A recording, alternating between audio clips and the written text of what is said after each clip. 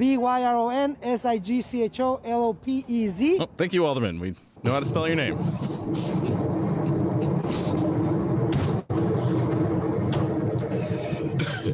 Train going by. Yeah. How's it going, everybody? We're live. All right, your Bendroski show with a brand new logo on YouTube. And by the way, brand new logo coming to Facebook. We're gonna change it on Facebook. Oh too. yeah. I'll do that today. It's gonna take a little while. I'll do that today. I should have thought about that. Yeah. That brain never stops. That brain right here never stops. A rebranding of the Bendroski show is happening right before your very ears, people. Who were we interviewing? Oh, we were interviewing. We always tease ourselves because the Brown line is always passing when we're doing our show, and just sort of shows how bootleg this all is. But yesterday we were interviewing the great Kelly Cassidy, KC, from her home, her apartment in Springfield, and a train went by. Yeah, a train. Remember? Choo choo. It's the Amtrak. Was that what it was? Yeah. She lives right there by the Capitol, right? Look at you knowing things. I tell you. How did you know that? I just thought it was some random train. Choo choo. Check out our interview with Kelly Cassidy, by the way. It's going to be available for download this weekend, all right? We're going to make you wait a little bit. Negatory, Friday at 5 a.m. Oh, you're right, because we're going to be gone on Friday. That's right. Let's mention that as well, too. Boy, I'm just not with it today. Friday, we do not have a live show. Going away for the weekend. I guess I'll just leave it at that. But you can download our interview with Kelly Cassidy, state rep, and almost state senator Kelly Cassidy. It's a great interview. It's going to be available for download Friday. Let's just make it available Friday morning at 5 a.m. Go check it out, and for all of you. Okay, your Ben Joravsky show for today, all right? Wednesday, February 10th is just moments away. But before we do this, let's thank our sponsors. Sponsors like SEIU Healthcare, Illinois, Indiana, the Chicago Federation of Labor. They are sponsors, as well as the Chicago Reader. Thanks for the new logo, Chicago Reader. ChicagoReader.com for all things there is to know the city of Chicago, where to go, what to do, all that stuff. Subscribe. Let them know that you appreciate them having the Ben Joravsky show. All right. We have a song of the day. It's Pinball Wizard by The Who. Oh, Pinball Wizard, Pinball Wizard got such a magic supper other. Oh, man, that was bad. The Ben Joravsky show starts now.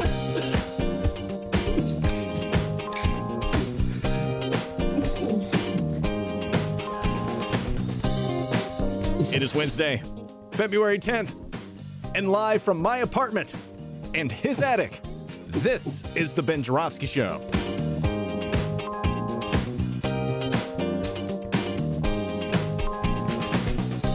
Today on the program, legendary Chicago journalist Monroe Anderson.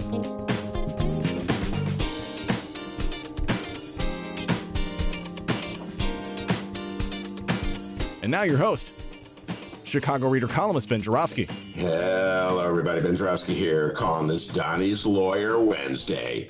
And here's why.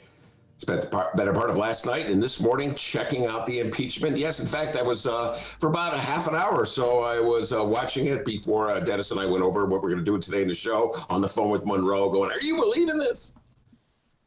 Just so if there's anyone out there who doesn't know, President Donny on trial in the Senate for the high crime of whipping up a MAGA mob and directing them to the Capitol to by force, Michael Pence, Vice President Mike Pence, to reverse the will of the people and snatch the election from Joe Biden and give it to Donny. And so on to the Capitol, MAGA marched, and into the chamber they stormed, whacking cops over the heads with hockey sticks and fire extinguishers and baseball bats. So much for the party of law and order. It's pretty much an open and shut case. All of America heard President Donny call the mob to action, and all of America watched the mob go into action. And the only issue, really, was how are his lawyers going to talk their way out of it? And so yesterday, to the rostrum in the Senate stepped Bruce Castor. And folks, let me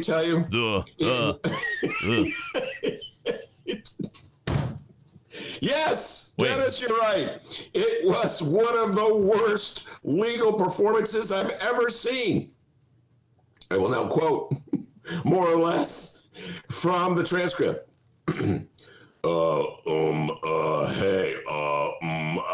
I'm here as the prosecutor. I mean, the defender. I'm the defender.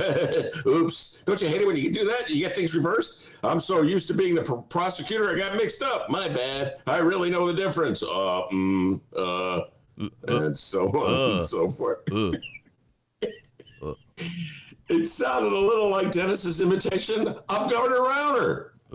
That's what I thought you said at first. But it was Bruce Castor, a different guy. But they're soulmates when it comes to speaking. Even Alan Dershowitz, who loves Donnie Trump like I love fried chicken, couldn't believe it. He went on TV and said, "There is no argument. I have no idea what he's doing. I have no idea what he's saying and why he's saying it." President Donny was reportedly enraged. He was watching the proceeds from his Mar-a-Lago club in Palm Beach, and he went ballistic, saying stuff like, "You call this mother beep a lawyer? I want that guy, Jamie Raskin." And all the aides who gathered in the room were a little too afraid to tell him, President Donny, Raskin's a Democrat on the other side. Now, I have a couple of theories as to why Donny's legal team is so wretched. We'll start with theory number one. And theory number one is this. It's very simple. No credible, self-respecting lawyer would take the case because President Donny is a notorious deadbeat when it comes to his lawyers, well known for not paying his bills. Even Alan Dershowitz is saying, this ain't for free, my friend. With Donny, any defense lawyer will tell you, you got to take the money up front in cash. Apparently, Donnie Trump is a little low on cash these days. Theory number two, it's all part of a larger social experiment. We call it the Rahm Daley experiment. And I talk about this all the time. I name it for the Chicago mayors who every now and then get bored with their jobs and think, how low can I go and still win aldermanic approval? What really brain-dead, stupid idea can I come up with just to see if it passes the city council? In Daley's case, he's like, I know. I'll sell the parking meters worth $10 billion for $1 billion. And it passes 35-5. They don't even read the legislation, the aldermen. In Rahm's case, it's like, I'll close mental health clinics in high crime areas where people need them the most. Passes 50-0. And the alderman praise Rahm. Rahm's watching in disbelief as one alderman after another rises to say, oh, what a wonderful mayor you are. I love you more than I love the sun rising in the east and setting in the west. And then they all break into Minnie Riperton. Loving you, it's easy 'cause you're beautiful. And then Rahm's like the little bird in the Minnie Riperton song. Go. And Rahm's thinking, God, what a bunch of dummies. It always comes back to Rahm with you, doesn't it? Rahm and Daley. Don't forget Daley. So I say all this, folks, just in case there's anyone in Chicago who thinks that they're better than MAGA. You're not much better. Anyway, back to the impeachment. So the test is, how lousy of a case can they present and still get Republican senators to vote to acquit? Well, we shall see, because that defense was even worse than the parking meter deal, or Mayor Rahm's first budget. And so we all finally know who is more spineless: a Chicago alderman under Daley or Rahm, or a Republican senator under President Donny. We got a great show today, everybody. Monroe Anderson is here. He's all fired up. But he's a little irritated about all the people going on Facebook, trash talking him for being wrong so many times over the last few years. Gonna have to deal with that. Babs. I don't know if you saw that, D. Babs, but a funny Facebook post about highlighting all the time Monroe's been wrong over the last few years. Oh, come on. In his heart, he's right. What up, Babs? Anyway, Monroe swears this time his prediction of conviction will come true. I don't know. I really don't know. I'm not sure they can get 17 votes to convict, no matter what the evidence is. Anyway, Monroe will be here in a little while. Plenty of political talk ahead of us. Before we do that, the young man from Alton, the man that Daley, Rahm, Monroe, and President Donald Trump proudly call Dr. D with the news. Hey guys, how's it going? Hey, now a few months back, well, probably like a year back now, honestly, I met Rahm Emanuel, all right? Now, Ben and I had a funny little, time talking about it and everything. He was on Fran Spielman's show. I was working the board. Rahm was right there in my face. And one thing I've kind of kept from Ben is that I have Mayor Rahm's contact, you know what I mean? So I think I've been waiting for a good time to reach out to Mayor Rahm. I think now's a good one. I reached out to him while you were saying that little riff about Rahm. Okay. Oh, it's always what's wrong with you. Always wrong with you. So I got him. I got him on the line right here. So we're gonna talk to Mayor Rahm right now. Mayor Rahm Emanuel, hello. Okay. We lost him again. That sounds like what I heard this morning when I called to get my COVID shot. We tried getting him yesterday. Same thing happened. One of these days, we'll get him. Thank you, Chicago, for this humbling victory. All I can say, you sure know how to make a guy feel at home. Yeah! How's it going, everybody? I'm Dennis. Let's find out what's happening in Chicago and or Illinois this afternoon. We begin in Chicago, and it looks as though our extensive coverage of the back-and-forth negotiations between Chicago Mayor Lori Lightfoot's Public Schools District team and the Chicago Teachers Union comes to a close. The following comes from the Chicago Sun-Times and Nadir Issa. Chicago Teachers Union members have accepted school reopening terms offered by Chicago Public Schools, ending a months-long standoff with district officials and setting the nation's third largest school system on a path to bring back tens of thousands of students and teachers to classrooms. The deal puts school workers on a fast track for vaccines, creates health and safety standards and committees for over 500 schools, lays out a comprehensive testing plan, and delays the return of most students until March. All measures the union pushed for in protracted negotiations. The union's rank-and-file teachers and support staff have approved the agreement in a one-day vote held Tuesday with 68% of voting members, 13,681 of 20,275 favoring the deal, surpassing the simple majority needed. The CTU announced after voting ended at midnight, but the tally was even closer than it appeared, with more than 5,000 members not voting, a sign of the split views on reopening schools during the pandemic. Mayor Lightfoot and Chicago Public Schools Chief Janice Jackson said in a joint statement Wednesday morning, quote, "The vast majority of CPS families have been separated from their schools for nearly a year, and the ratification of our agreement ensures families have options to choose in-person learning and make a plan that is best for them. We look forward to welcoming students as they return to their classrooms in the days ahead. Our schools are fully prepared to safely welcome back students beginning tomorrow, Thursday, and we are eager to provide additional support for the families who need more than remote learning can provide." Union President Jesse Sharkey didn't mince words in a letter to members early Wednesday. He rebuked Mayor Lightfoot's handling of negotiations and even the final agreement, though he acknowledged it was an improvement over the district's original plan. All right. What a joke. Well, what a joke. By the way, D, how would you have voted if you were a teacher? Who, no me? talking, no dodging. How would you have voted? Would you have voted yes to go back? Would you have voted no? Would you have been one of the 68% who voted yes? Or would you have been one? Hold on, I got to do the math. 68, 32% have voted no. I mean, I'm saying right now, yeah, I'd be that guy that says yes, but more than likely I'd be that person in the middle that didn't vote. Like, whatever, do what you want.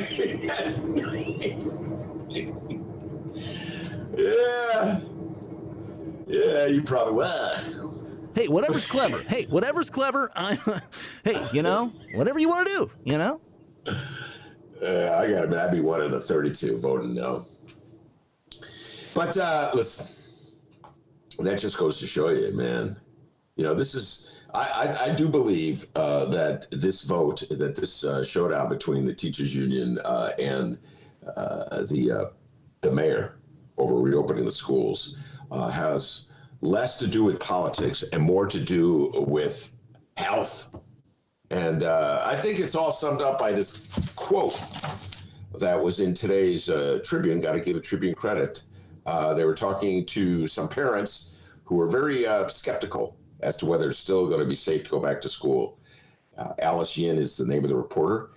She quoted a parent from the Murray Language Academy of the South Side, quote, "We don't trust what they say because of years and years of mistrust and not keeping their word. For this particular incident, you want us to believe that everything is safe," end of quote. And that's how I feel about it.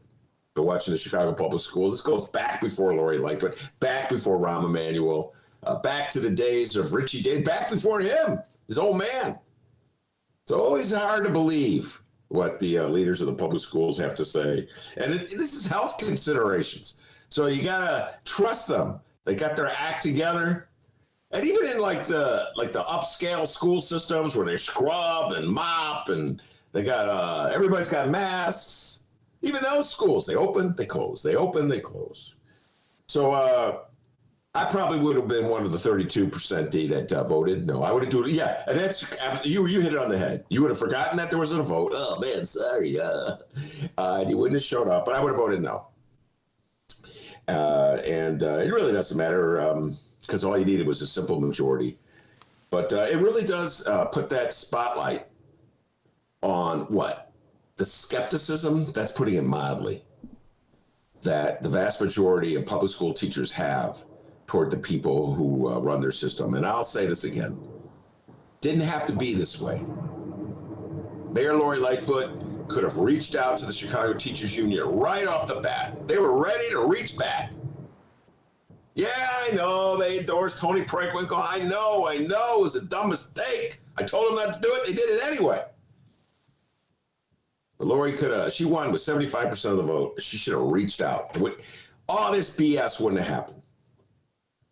By the way, I got a copy of Lori Lightfoot's letter she sent to. I don't know why I get this thing was sent in my wife's name to my email address. Lori Lightfoot's political operation is very similar to the Tea Party's and to the National Democratic Party. I don't know why I'm on these mailing lists, D. I get all these bizarre. One day I'm going to get an email from President Trump saying, "Dear Dr. D." Somehow or other, they're going to screw it up and send it to you. Anyway, Lori Lightfoot says, "I want to thank our CPS team and especially CEO Dr. Janice Jackson and Chief Education Officer LaTanya McDade." And then here's the part, how about this? "I also want to thank Chicago Teachers Union President Jesse Sharkey. We had a series of very candid and productive conversations in which we both worked very hard to hear each other for the betterment of all. I have no doubt that those discussions helped propel us to this moment." And then in the final paragraph, she writes this, and I want to say this to Stacey Davis Gates. Beep you, beep. Okay, that was not in there. Come on, Lori Lightfoot, reach out to a peace offering to Stacey Davis Gates. She was on the show yesterday, by the way, talking about Karen Lewis. I urge everybody to check it out if you haven't already. Come on, Lori Lightfoot, it won't kill you. Come on, you can say it. Hi, Stacey. I love you. She hates her, D. But she's like, okay, I'll be nice to Sharky. I'll get along with him. But, I guess she could always say, well, he's the president and I'm the mayor, and she's just the vice president. So presidents don't talk to vice president. Mayors don't talk to vice presidents. They only talk to presidents. Okay. Well, Ben, there are ways to go, D, before we all bury the hatchet and get along. Go ahead. Well, Ben, since you got your BS meter out, the mayor took to Twitter this morning to share more. She said, "Our schools are fully prepared to safely welcome back students beginning tomorrow, and we are eager to provide additional support for the families who need more than remote learning can provide." She goes on, "This vote reaffirms the strength and fairness of our plan, which provides families and employees certainty about returning to schools and guarantees the best possible health and safety protocols." I'm kind of with that family, that parent that Alice Shin quoted in the Tribune today. We don't trust what they say because of years and years of mistrust. But maybe this will be different. Maybe they really. You think they cleaned away the dead mice? Remember the dead mice? Oh, sorry, Jay Marie. Didn't mean to mention the dead mice again. But do you think they did? That would be a first step, clean up the schools a little bit. Oh, they fired all the janitors. Oh, wait, that was Rahm who did that. Sorry, I didn't mean to blame Mayor Lori Lightfoot for what Rahm did. But we'll see, D. I know I would vote. I would be very scared. Of course, I'm an old guy. I'm very cautious and afraid of the young millennials. They don't, maybe they're older. Maybe they're eager to go back and they believe everything Lori and Janice Jackson says. So we'll see, D. A little skeptical. Well, boy, what a miserable experience that all was, huh? Right there at the beginning of the new year, and for a whole month, a potential teacher strike. Now, hopefully by next week, probably not, this story will fade away and be long gone from the news cycle. But, before it goes, Ben, let's take a trip down memory lane and remember the month that was for Mayor Lori Lightfoot, her Chicago Public Schools team, and the Chicago Teachers Union.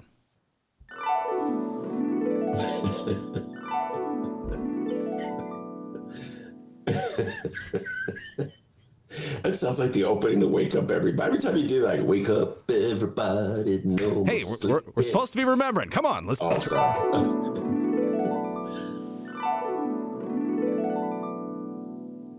I am a middle school teacher in Chicago Public Schools. I am here with fellow members today, this morning, in front of Del Valle's house to continue bringing attention and adding on the pressure to the mayor, to Dr. Jackson, about this unsafe reopening plan of CPS. All we need now is the CTU leadership to get serious and meet us at the finish line. You have a situation right now where principals, classroom teachers, students, and their families are begging, demanding, asking for safety in the middle of a pandemic. And you have our mayor.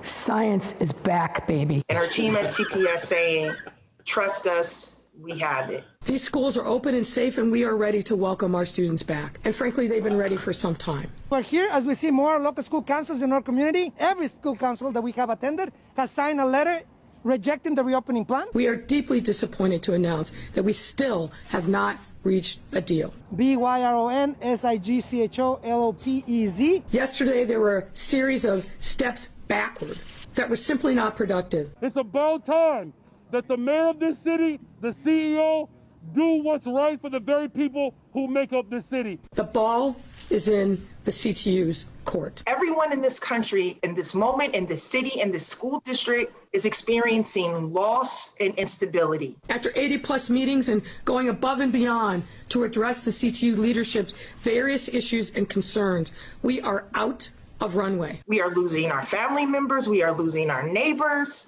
We are getting eviction notices. We must get a deal done and get it done now without further delay. Right now,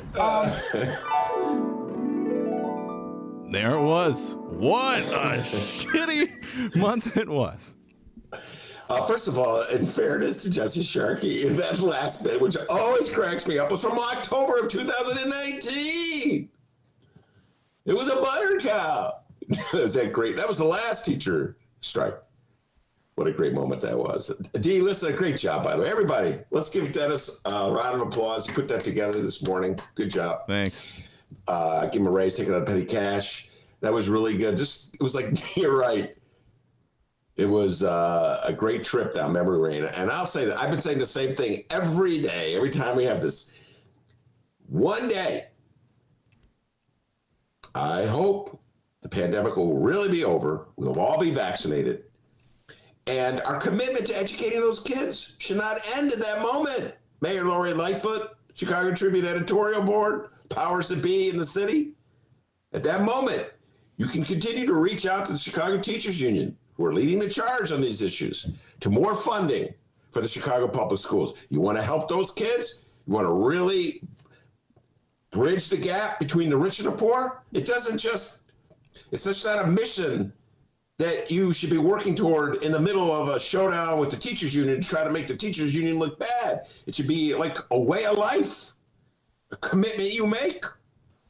So I'm hoping Mayor Lori Lightfoot, alderman in the Chicago City Council. By the way, and Chicago Board of Education, that reference to Miguel del Valle, he's the president of the Chicago Board of Education for many years. He was a state senator from Chicago.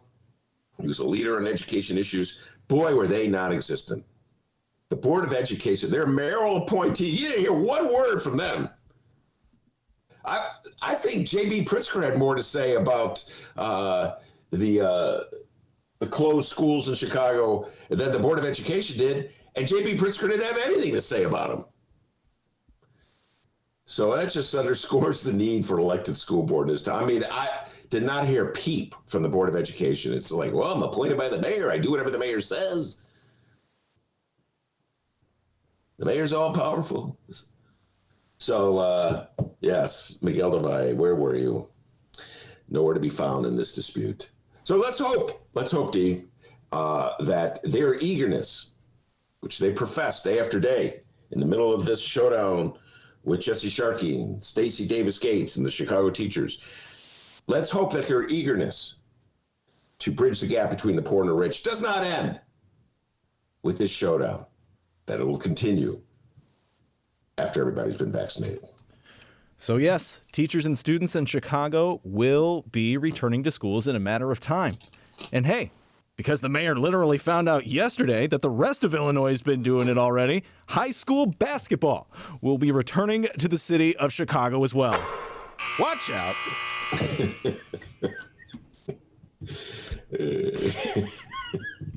The following comes from the Chicago Sun-Times and Michael O'Brien. The wait is over for thousands of Chicago public schools athletes. CPS sports director David Rosengard emailed schools on Tuesday afternoon that boys and girls bowling, boys swimming and diving, competitive cheer and dance, boys and girls basketball, and badminton can begin Thursday. Sorry, I didn't mention all these sports on the beginning intro. I don't have enough audio for I don't even know what a badminton sound effect would be. Do you, Ben? Oh, that's pretty good. Badminton, have you ever seen like a really competitive badminton game? It's kind of cool. And like people are really smart. I mean, you probably remember badminton from when you were a gym. Like it was like the boring thing you did. But like really good badminton. I gotta say, that's a fantastic badminton impression. I didn't think you had it in you. Good job. You know, Dave, I've been in this radio game for a while now. You know, I can tell you a few stories, D. Huh? That's cool. Hey, here's the rock. Take a shot. Okay, you missed. It's all right. You'll make it one day. Those bulls, huh, Dave? No, let's not discuss the bulls. Go ahead. All right, so we got Rosengard here talking about how all these sports are back, including bowling. Rosengard wrote, quote, "Our top priority will continue to be keeping our staff, students, and their families healthy and safe. As we did for our comprehensive health and safety plan for reopening schools, the district is working closely with our public health officials to ensure sports can be offered safely." And I ensure everybody that I am safe. I know you heard sirens there in the background. They're coming to take him away. To the funny farm. Sorry, Dave. Live from my apartment. Winter sports guidelines have been outlined, and CPS is evaluating the option of voluntary COVID-19 testing for athletes. According to the Illinois High School Association rules, basketball teams will need to practice for 7 days before they can play games, which means games could begin sometime next week. Bendroski, your thoughts? A lot of thoughts. You know, go back to what that parent was said in the Tribune today. They have no faith. What was the exact quote? "We don't trust what they say because of years and years of mistrust." Now, guys, I don't want you to make any conclusions just because yesterday the mayor didn't realize the state had given her the okay to open up the badminton season, the bowling season, the basketball season. Just because she didn't realize it does not mean she's not on top of her game. Now, Dennis, you were implying that with your little skeptical remarks and your little cynical asides. And I just want to say right now, disregard all the cynicism pouring out of young Dennis. It does not in any way mean that Mayor Lori Lightfoot is not on top of her game. And you can't be assured that when you go back in that school, every step will be taken to make that a safe process for everyone. I just want to say that. By the way, it was Michael O'Brien. Shout out to Michael O'Brien. He was the one who had the big scoop. a Chicago Sun-Times high school writer. And so yesterday he talked about how everybody was shocked in public schools that Mayor Lightfoot apparently did not realize she had the green light to start the basketball season again. And they couldn't find a coach who will be quoted. That tells you everything you need to know about Chicago. Don't quote me. No, don't want to be fired. Like I always say, folks, there are probably going to be more Republican senators willing to vote against Donny than you'll have a basketball coach in Chicago willing to say anything remotely critical about the mayor. Why? Because they're at-will employees who could be fired at any moment. That's why. Anyway, I'm happy that they got, but today's follow-up, Michael O'Brien did not, there was no explanation as to why the mayor didn't know the rules. It was just, let's forget about that and move on. And you know what? Let's move on. Okay, basketball season starts. Everybody's got to wear masks. You know. Yeah, get your swimming mask out, whatever that is. I don't think you have to wear a mask for swimming. But anyway, listen. I feel sorry for the high school kids. I've said this so many times. Because high school is tough enough. Oh my God, high school is really hard. And so, extracurricular activities help you get through it. Now, the guys on the reefer team, they were cool, man. Oh, the reefer team? Dennis is like, damn, I wish they had a reefer team when I was a kid. Would have been all state. No, the reefer team. When I was in high school, we just called those guys the dirt bags over there in the corner of the hall. Well, I can tell you the dirt bags have been hard at work. They didn't let the pandemic stop them. I just got to smile a little bit. I know everybody. Like, the way our officials talk about students in school, it bears no relation to my memory of what my life in school. But, like, to hear our public officials talk about how important it is to go back to school, and I don't mean... I shouldn't laugh at it because it is important. Education is very important. But you would think they were all young scholars in the laboratory mixing chemicals, hard at work, trying to figure out what is Walt Whitman really saying in this poem. Studying their algebraic equations. Ah, yes. If X equals Y and Y equals Z, then X equals Z.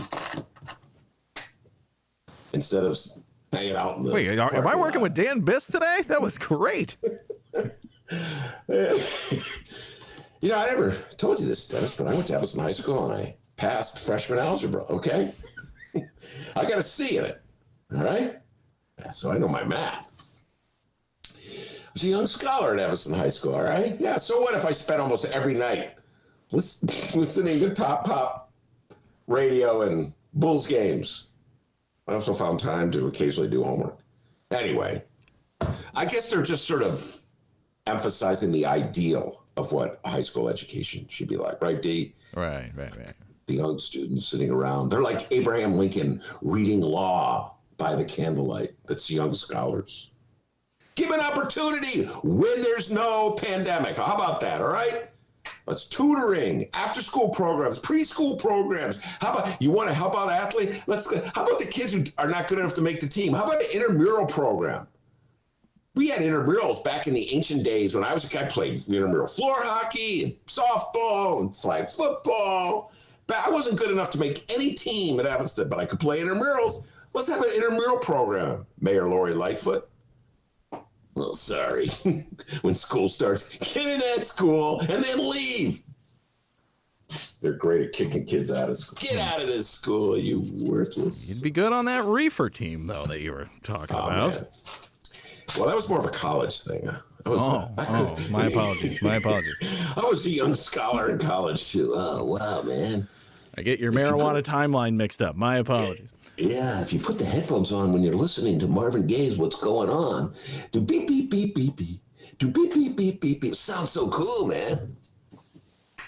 Once again, this news comes just one day after Mayor Lori Lightfoot's comments at a news conference revealed she was unaware that the rest of the state was playing sports, and CPS was not. I'm not a perfect person. Dennis, we all make mistakes, okay? That's why there's erasers at the end of pencils, right? Just remember that, okay? When you're feeling all high and holy and mighty because you knew that the rest of the state was playing because you listened to the Bendroski show. When you're feeling that way, just remember, I, Dennis, have made mistakes from time to time, and I am no better than anyone else. I am humble. That's how you have to be, D. Oh, that just sounds like a crummy podcast. I like the way we are. Okay. And along with schools and in school sports, restaurants are working on reopening, preparing for the return of indoor dining. The Chicago Sun-Times and Fran the Woe-Man Spielman wrote, Chicago restaurants and bars fighting for survival after twice being forced to stop serving diners indoors are getting a bit of a reprieve. But it's only what Illinois Restaurant Association President Sam Toya calls a baby step. Instead of raising indoor capacity to 50%, Mayor Lightfoot's administration is, quote, turning the dimmer switch effective Thursday by freezing capacity at 25%, but allowing Chicago restaurants to serve 50 people per room or floor, up from 25 people currently. According to Sam Toya, the problem with the mayor's go slow approach is that it penalizes neighborhood restaurants with only one dining room. Toya said, quote, it's a baby step. We would like to be at straight out 40 or 50% capacity with no limits on rooms. However, the mayor and Dr. Arwady do not want to move that fast, that quick. I see. There's a distinction between safety standards in the schools and the restaurants. You know my opinion on this, D? I'm a libertarian. Let them all open. I'm with Toya. Just let them all open. What the heck? Actually, it's not fair because the poor, the workers in the restaurant, you don't want to get sick. How about putting them on the list to get the vaccine? Oh, wait, everybody else is on the list to get the vaccine.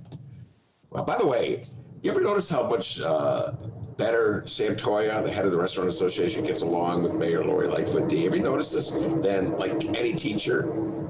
Has she ever said to Sam Toya, I'm going to take your car, I'm going to throw you out? You ever said anything like that to Sam Toya? I think Mayor Lori Lightfoot loves eating out, so she likes restaurants. But I thought she liked schools too, so I don't know which one it is. Anyway. Sam Toya had enough sense to endorse Mayor Lori Lightfoot back in 2019. That may have had something to do with it. Go slow, I say. I'm very nervous, D. I'm very nervous. I'm not about to go out to eat anytime soon. Not until I get the vaccine. But I'm very cautious. I actually took them serious back in March when they said, this is a real serious virus. Can kill you if you're an old guy. So that's why I'm a little skeptical.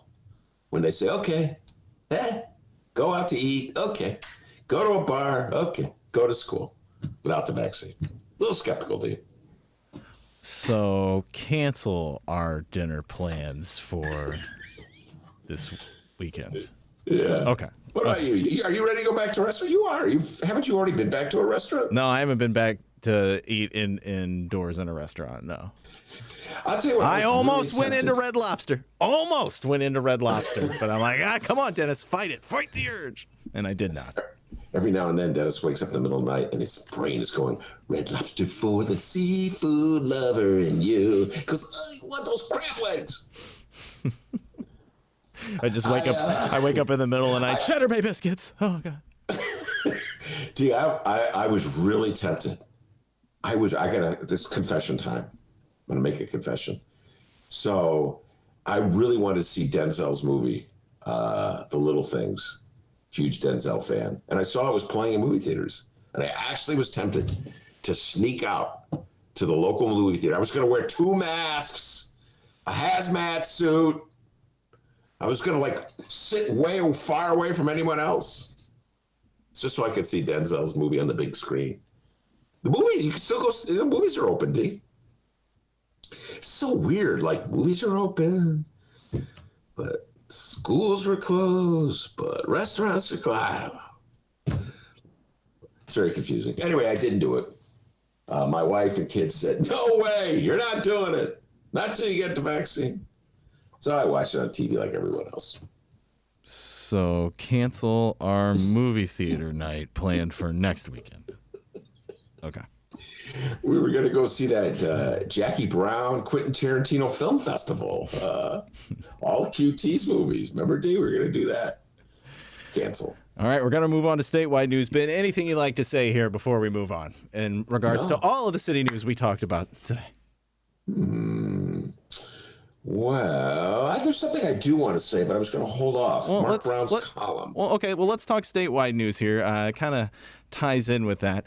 The Illinois vaccination site tour continues for our Democratic Illinois governor. The enemy is you. Okay, not cool. Yeah. I wear a mask. Today, Governor Pritzker was in Quincy, Illinois, to tour an Adams County vaccination site. Speaking of vaccinations, Mark Brown, one Chicago Sun-Times writer, recently got a vaccination. And Ben, you wanted to talk about that, did you not? Yes, I did. It was an excellent column by Mark Brown. I urge everybody to read it. It had me laughing out loud. I was quoting my wife. Honey, Mark Brown. I think it must be really annoying, D, at the breakfast table to be quoting a newspaper article. Has anyone ever done that to you? Oh, my God, this is hilarious. She's like, I'll read it myself. But as everybody knows who listens to the show, Mark Brown is a political reporter for the Chicago Sun-Times, perhaps best known for his column about his athletic prowess, which enabled him to conquer Cricket Hill. How many times, D, did he do it? Like a good 62? Forget. He wrote a column once about how he runs up and down Cricket Hill, and then Ramona Hussein, who comes on the show every Friday, was a little skeptical. She was. Remember that day? She was like, No, 15 times, right? He said 15. 15 times. And, I was I got to say, a little envious because I think the most I've ever done was like 5, and I'm exhausted. I'm like, how the hell Mark Brown didn't run up Cricket Hill 15 times? No way. But he swears up and down he did it. Anyway, he wrote a very funny column about getting the vaccine, a real shot in the arm for the COVID-19 blues. Mark Brown, I urge everybody to check it out. It's a very funny column because, well, number one, any of you who have tried to get the vaccine, you got to realize it's really hard, unless you know somebody. Like, there's always that. I mean, my wife has a few friends that are like boasting, yeah, I got it really fast because I know this doctor who had a supply. I got a call. I talked about this a while ago. Sam Holloway's wife, she knew a doctor who had a batch and was just sitting around. And it wasn't just, she goes, if you know any teachers who need it, go to this doctor really fast. So this bizarre system we have of capitalism, instead of making sure that everybody in the country gets the vaccine, no, dribs and drabs here and there. My guess is it's to guarantee that whoever controls the vaccine is getting their money. It's a very bizarre system of capitalism. We just accept this stuff. I don't think anybody questions it. Just like, well, I'm going to wait for my time. Anyway, so Mark Brown has been writing, he's written columns about how dutifully he's been phoning the county vaccine helpline. And, you're on hold for a while. I'll just read you I've been on hold a while, but probably no longer than 15 minutes before a woman from the county public health vaccination scheduling helpline answered the phone. It required dozens of calls and trips to the website to get to this far, but I made it to the same stage 2 previous times in the past week, so my expectations were low. In other words, you got to call, you got to wait, you're on hold. I've done this. I've been there, Mark. I know what you're saying. They got this weird music in the background, which I've heard so much, I'm actually starting to kind of like. That kind of elevator music they have when you're on hold? And I'm like, I've heard it so much. I'm like, oh, yeah. Starting to think it's kind of like a little snappy beat. Then you start rapping, and that's when they pick up the phone. You're like, oh, my name's Ben. Oh, hello. I never got to the part where they picked up the phone. I got to admit, my patience is short. Anyway, give Mark Brown credit. He waited till the lady answered the phone, and he asked if she had any openings. I'm sure my tone of voice sounded more defeated than hopeful, he writes. But then she said, Could you do 1:30 p.m. tomorrow in Tinley Park? I almost jumped out of my chair. And then he says, I woke up Tuesday, the day of the vaccine, as excited as a kid on Christmas Day. I never thought a person could be so excited about driving to Tinley Park. I thought that was pretty funny. Then I realized it really was like a kid on Christmas because it was only 3:30 in the morning. So I answered the call of nature that calls more often than when you get to my age and headed back to bed. Too much information, Mark Brown. The vaccine site was at the Tinley Park Convention Center, 183rd in Harlem. Don't tell Dr. Rick from the Progressive Insurance we can keep you from becoming your parents' commercials, but I printed out my confirmation email. First of all, I would have printed out my confirmation email as well, so there's nothing wrong with that. But number two, Mark, I hate to break it to you, and I are about the same age. We are the parents in that commercial. We're not the people who don't want to be our parents. We are the parents. Anyway, he gets his vaccine, and then at the very end, he says, as another nice woman explained, you really don't want to leave before you get the second appointment. Otherwise, it's back to the phones and the website. I feel bad for everyone still caught in this particular hell with millions of people chasing open appointments that only number in the thousands as vaccines slowly become available. All I can say is don't give up hope. Some people are getting appointments, and eventually something should open up. The rest is easy. Great column. And so you sparked me, Mark Brown. And I want to thank you because, well, I didn't do it. My wife, immediately when I was reading this, she called the number. What is the number here? It's at the bottom of the story. I'm going to give the Bright One credit. They put the number in, 833-308-1988. And somebody answered the phone. And we're on a list. You're on the list. So every morning, D, follow me on this. Every morning now, the way it works, at 7 in the morning, okay. And you know I'm up at 7. Oh, absolutely. Every day. Chopping wood. Hey, chopping that wood. Go for a hard walk. Then I make a big stack of pancakes. Hell yeah. All this is false. Anyway, every morning at 7, I'm supposed to call the number. Whatever that number is. Oh, he lost the number, guys. And see if somebody has canceled their appointment.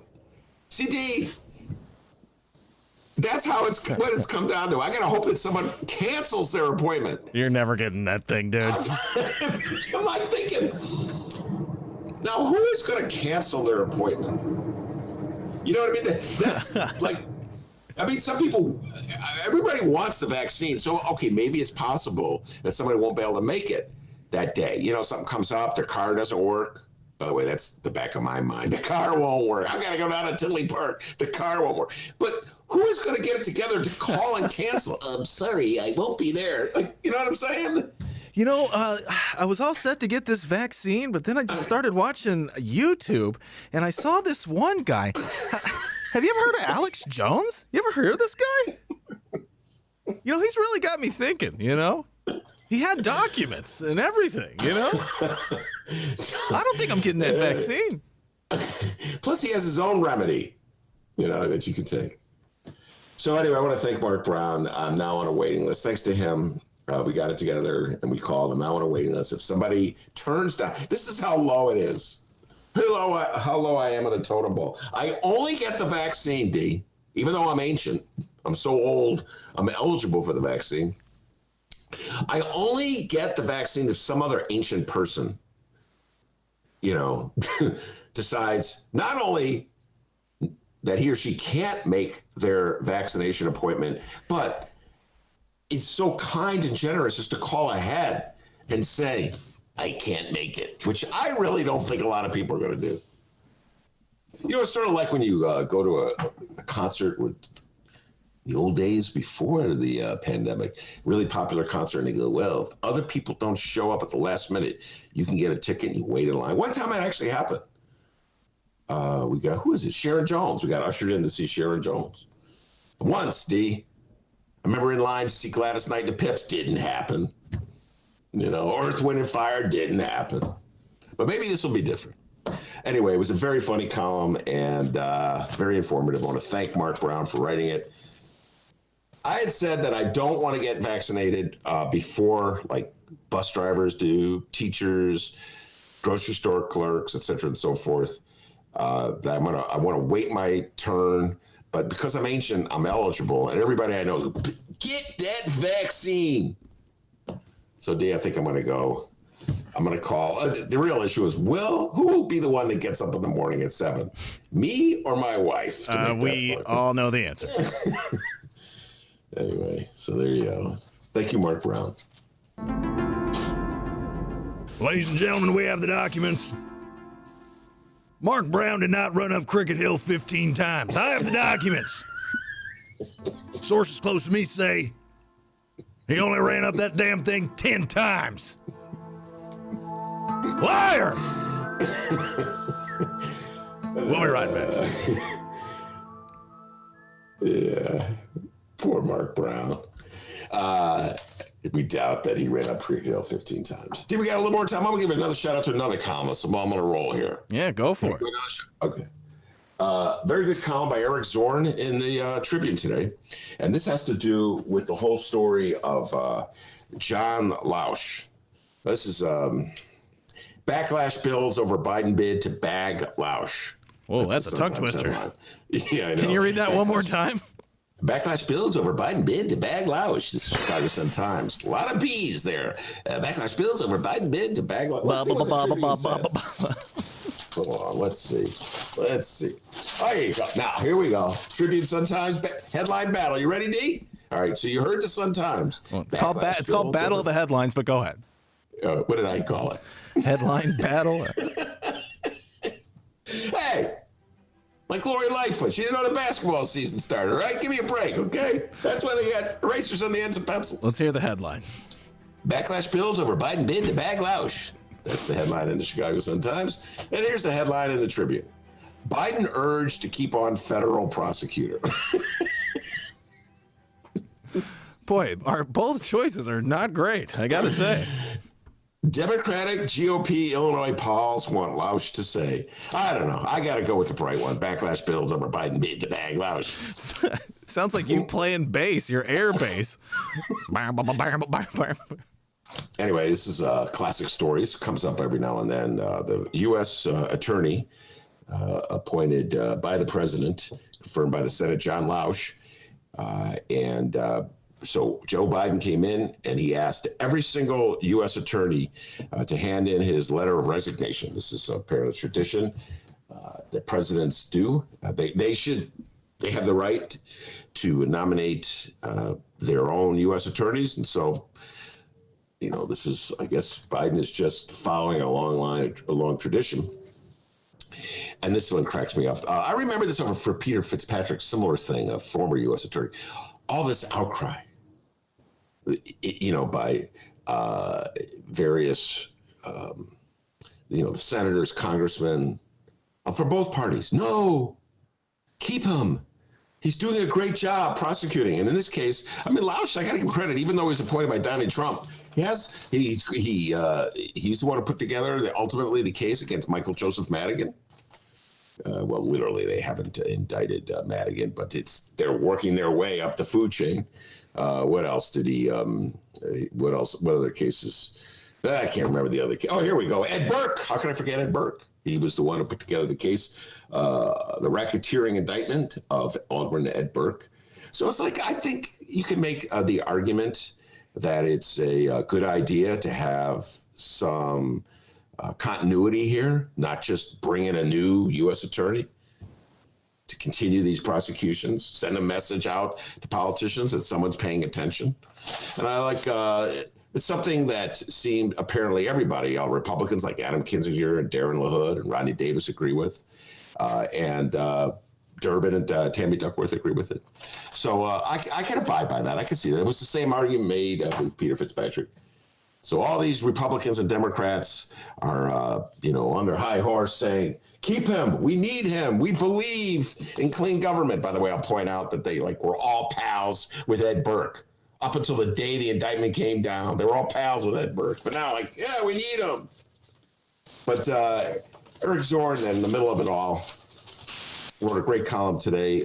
New State Republican Chair Don Tracy lives in ethical glass house is the headline.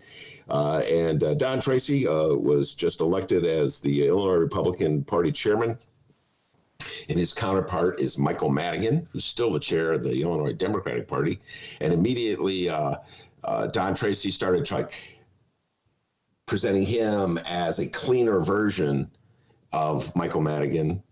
Well, Eric Zorn took the deep dive and discovered that the new head of the Republican Party in the state of Illinois, Don Tracy, had a complaint filed against him having to do with campaign contributions. When investigators interviewed Tracy, who finished third in the GOP primary for lieutenant governor, he told them that when he joined the gaming board, he believed that the ban on political activity meant no solicitations, campaigning, or promoting candidates. Only later did he learn that the ban included contributions.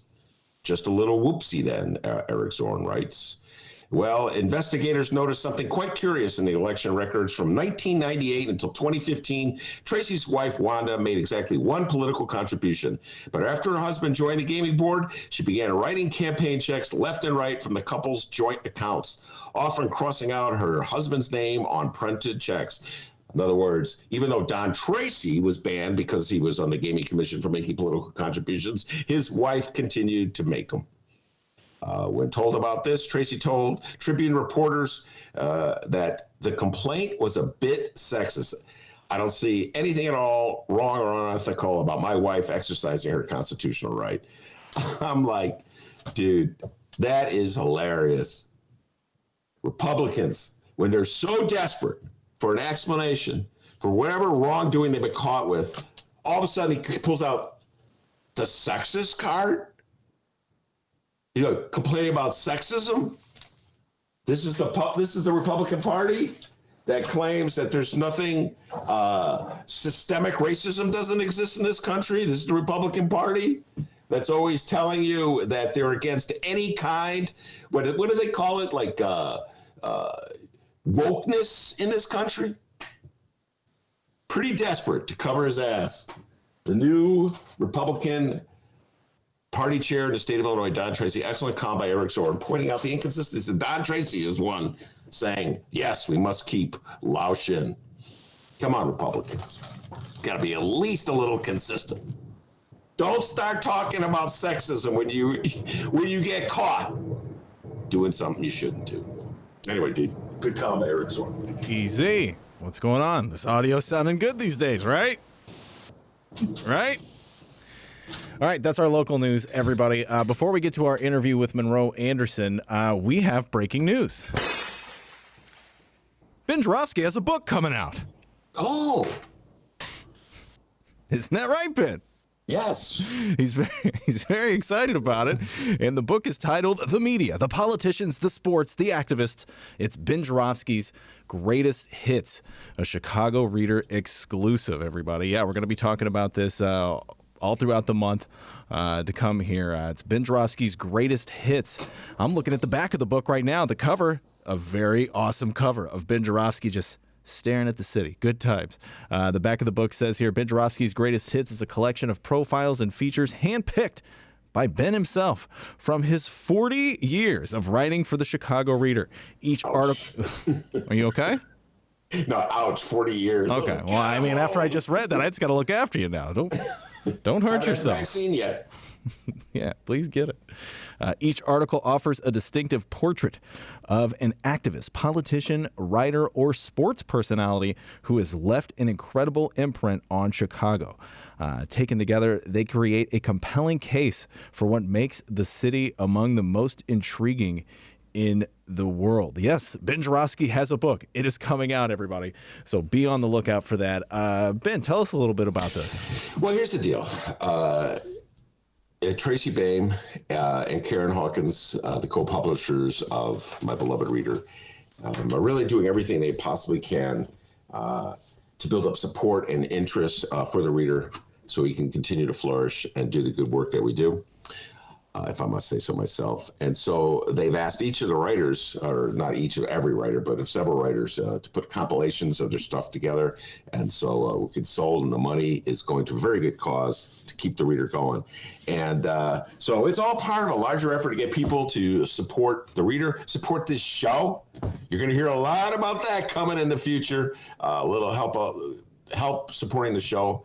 And as I'll be pointing out, basically we're raising the money because we got to pay Dennis. All right? Guy's like a horse. No pressure. Got to keep him going to Red Lobster.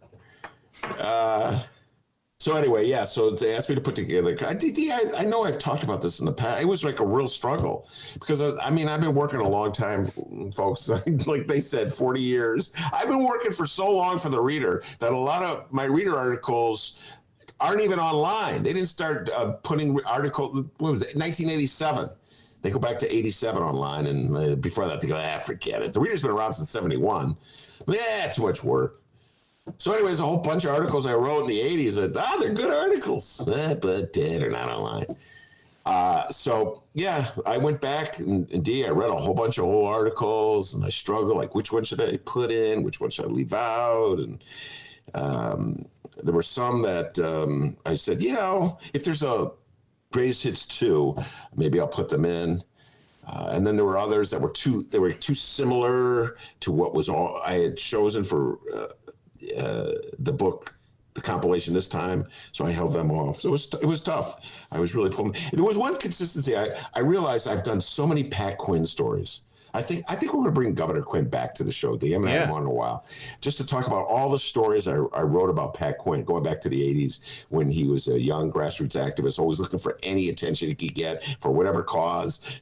When the Tribune wouldn't cover him and the Sun-Times would call that guy from the Reader, that hippie guy, he'll write about it. So I got a whole bunch of Pat Quinn stories that I had to sift through when I was going through. Oh my God, I wrote a lot about Pat Quinn. The media. You're welcome, Pat Quinn. What's that, Dave? The media, the politicians, the sports, the activists. It's Ben Joravsky's greatest hits, a Chicago Reader exclusive book from our very own Ben Joravsky. More details about this are going to be coming throughout the weeks, throughout the days, throughout the month. Don't worry. We'll have all the details, how you can support, how you can buy it. And I don't know, maybe once the book comes out, we could do some quotes from the book. I think that's a great idea. And I urge everybody to buy it because, first of all, you may enjoy some of the stories from the past, the 80s, the 90s, and the O's, but also it does support the show and it supports the Reader. In all seriousness, Dennis does a great job. He knows I love him dearly. I'm just teasing him when I say we have to feed him, but we got to feed him.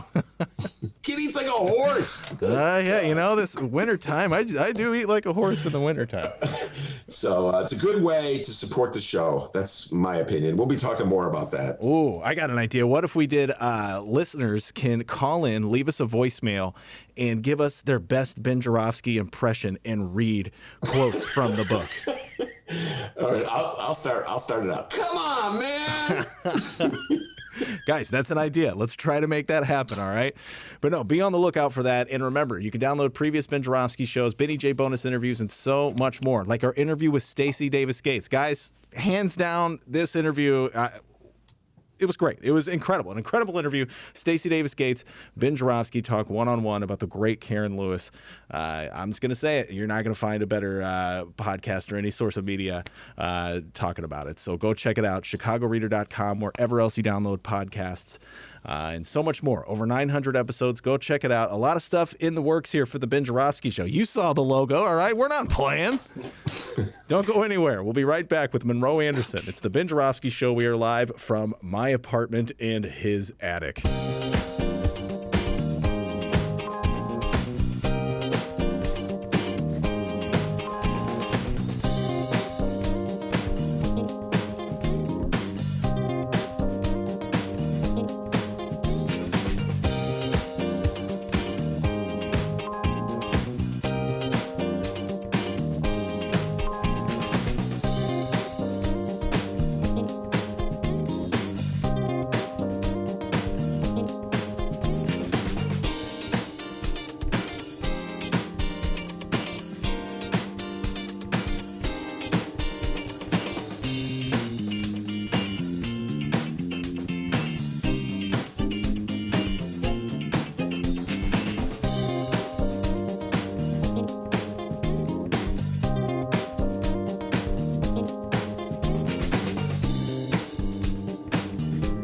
The enemy is you.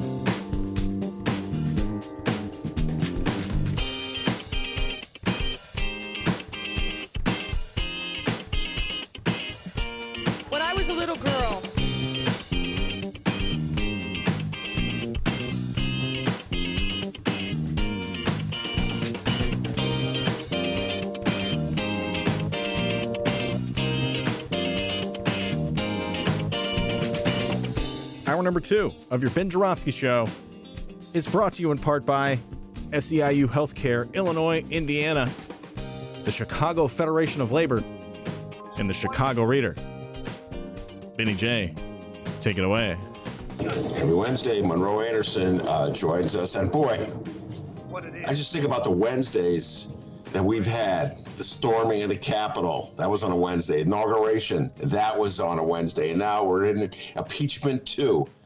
And Monroe Anderson is sort of tearing himself away, sort of, I say, because I hear the TV in the background, from watching the impeachment. Senator like the gentleman from Nebraska, who's Supreme Court history I must have ever present in his mind, something else and on. rightfully so. Well, we're going to let him work with the technical difficulties. Yeah, I can see you have the email on. And yeah, I mean I don't know what this is. I'm gonna close up. What a podcast, ladies and gentlemen. All right. I don't know what this is. I think we're good now. The problem is still there? Yeah, I think we're good. We're good. Yeah, the problem is that Monroe didn't get to do his Tai Chi today. All right, that's the problem. If he had done his Tai Chi, I did not. Right, I did not. I was watching the second impeachment. All right. Something I failed to predict 43 years ago. Which is impeachment would do it. Well, we're going to get into this. A lot of our listeners have been trash talking you on Facebook about all the predictions. All the predictions that you've had have not come true. I always defend you. I said he's just really trying to manifest something to happen as opposed to literally predicting what will happen. So, for instance, when he said Mississippi, we go for Joe Biden, he was trying to manifest it. That's what millennials say. Manifest, all right? And they're not buying it, Monroe. All right, where do we start? I watched pretty much everything that went down yesterday. I didn't watch it in real time. I watched it later in the evening, and I watched a good chunk of today. Let's start with who I am impressed with, and then I'll tell you who didn't do such a great job. I got to admit, I'm really impressed with Jamie Raskin, the congressman from Maryland. Yes. Did you share my feelings about him, Monroe? Oh yeah, no, he's incredible. He brought everything to the table, including emotion. Yeah. Really good, a good job of just laying it out. And today, I thought he did a really good job of talking. He started countering some of the arguments by the president's defenders about the First Amendment. Yeah. And how Donald Trump had a First Amendment protected right to incite a riot. Right. We're very curious to hear Republicans talking this way. But he did a good job at demolishing it. Go ahead. Oh no, the Republicans who used to be strict want a strict interpretation of the Constitution are now doing vibration Constitution. You know, it's like, well, if you do this, but on this hand, etc. You know, it's. I mean, everything they used to claim they were for, they're now against. It's amazing. I mean, Trump really has destroyed the GOP. Yeah, I don't feel sorry for them in one bit. I always point out, and I will always point out, that the Republican Party was the party of Joe McCarthy. The Republican Party was the party of Richard Nixon and the House Un-American Activities Committee. And they went after so many alleged communists throughout the country, made their life freaking miserable. I never heard once Republican Party talking about First Amendment protected rights to free speech when it came to throwing some school teacher out of a job because he may or may not have signed a petition saying he was a communist back in the 30s. You know what I'm saying, Monroe? I never ever heard that. Weren't they pretty much behind the book burnings? Yes. Yeah. And so I just find it really curious that all of a sudden the Republican Party is trying to position itself as a party of free speech and liberty, which is really interesting. Liberty for me, not for thee. Right. All right. Bruce Castor, in contrast to Jamie Raskin, was the Republican lawyer for Donny Trump yesterday. And talk about his performance. Oh, it was... sobering. I don't know what to describe it. He starts off sucking up to the senators, telling about how wonderful they are. And then he talks about how he had been in the building, in the building 40 years ago, and he got lost, and he's still lost. He said this. Now I'm not saying. He said he got lost, and he still gets lost there. I mean, this was the worst. I mean, my best friend Benny, or my friend Benny, or Vinny. Yeah. My cousin Vinny. My cousin Vinny. Yeah, my cousin Vinny. At least at the end, got it right. You know, he was a screw up in the beginning, but he finally got it right. This guy's not going to get it right ever.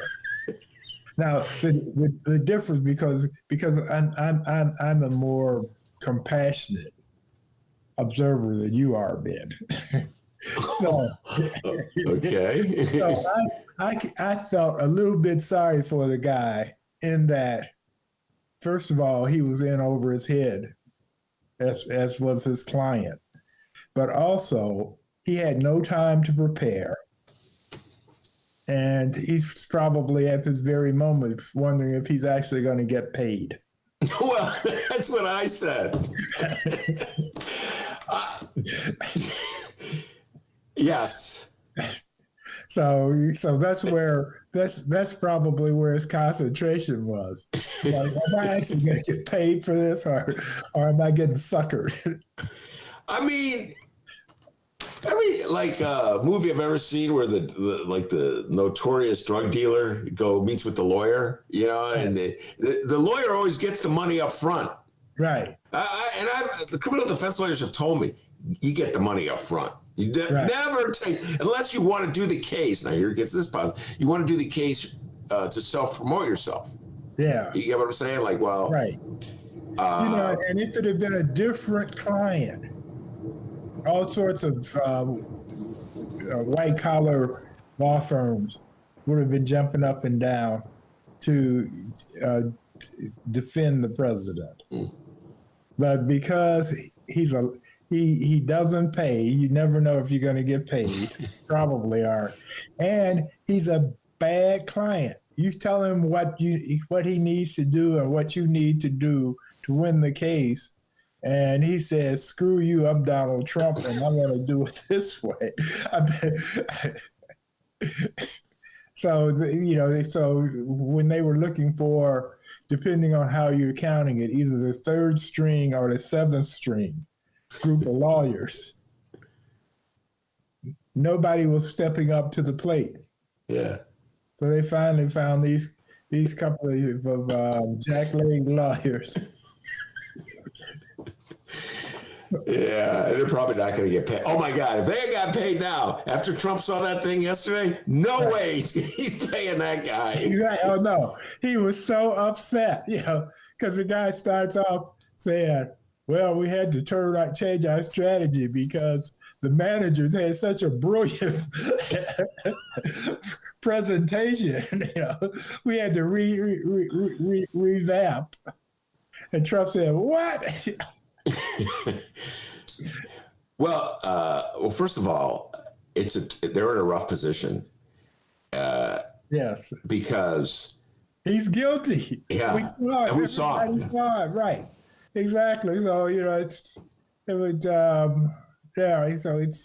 would be sort of that case is as difficult as the cop that killed George Floyd. Whoever has to defend him. We saw him with his knee on George Floyd's neck for 8 minutes. And so, it's going to be interesting to see how they try to defend him. Yeah. Well, But see, it must be great to be a white in America, because you can just do all kind of crap. And people make excuses for you. The 17-year-old kid's out there. Kyle Rittenhouse. I was just about to say him. Exactly. Out there shooting people, killing people. And then he tries to turn himself in. The cops are driving down the street to stop the violence, and he's waving them down. And they say, "Oh, what in the hell is that kid with the AK-15 want from us?" He's white. He's all right. Monroe, you are speaking the truth there. And actually, he has a $2 million defense fund. You talk about now you switched to Kyle Rittenhouse. Yeah. Oh, and we did the deep dive. I urge everybody to check it out. Actually, he fired. I saw this. We're on a tangent here, but he fired a lawyer who had a great deal of responsibility for building that trust fund. I don't know where he's going with this case, but there was a lawyer that would help. He's out on bond right now, in part because he raised all that money, or because he raised all that money. Right. But he's arguing self-defense. Yeah. We'll see if that works. Right. But listen, if you've seen let's go back to the MAGA lynch mob. Yeah, the MAGA lynch mob. And so the footage I saw yesterday, well, again, I'd already seen it, but when you watch it, and they had they did a TikTok. That was the difference. That the 13-minute one was a TikTok where they put it all in time sequence. Yeah. So that instead of it just being some crazy mob acting up, you saw how developments occurred. And they had subtitles, so you could see what they actually said to the police. And I'm like, are you for real? Like right to the cop's face. Right. F you and right. Because they were on a mission from God, i.e. Donald Trump. And this is what they're doing with impeachment 2, trial 2 right now. They're showing how this was not the January 6th development, that Trump was building his fire for months before this happened, just conditioning these people to go to war for him. And they went to war. And they went to war. And they will go again, particularly if as it appears will happen, the Republican senators let him off. So where are you now on your, we all know, okay, that there should be no reason to let him off. Right. I'm trying to, like the argument, I think Raskin did a very good job of dealing with the argument, well, he's no longer in office, so we can't impeach him. And he pointed out there should be no January exceptions. Right, that's a great phrase. And I mean, just the sheer logic of it, he was impeached while he was president. And this is a trial. So just because he's no longer in office, then that doesn't mean you don't get tried once you've been indicted, which is what the House did. They indicted him. So it's only logical that you follow up. And this whole argument, well, he's not in office anymore, but he's planning on running for office again. And I personally don't think he could win. I mean, when you stop and think, Trump's record is that there are more people. I mean, he's the only president who has more people unemployed after he leaves office than before he left office, since Herbert Hoover. He's got nearly 500,000 people, Americans, dead because he mishandled the pandemic. He has record numbers of people unemployed. And he managed to get the U.S. Capitol raided. And this is the first time this has happened since the War of 1812. So his record is incredible. So what's he going to run on besides I hate Muslims and black people? All right. Well, That'll get you far in the Republican Party. Yeah, okay. yeah. All right. I disagree with you. Remove the last part, the capital offense. Yeah. The whole record stood, and he got over 70 million votes this last go around. He came very close to winning an electoral college victory. He'll never win. I agree with you. He couldn't do it in 2016 when his opponent was Hillary Clinton. He will never win a majority of the vote in this country. But because of the cockamamie electoral college system that we have, it is conceivable that he could win electoral college victory. And Wisconsin and Michigan and Georgia and Arizona were skin of the teeth victories for the Democrats. Yeah. And for him in 2016. Yes, exactly. Yeah. So I never rule him out.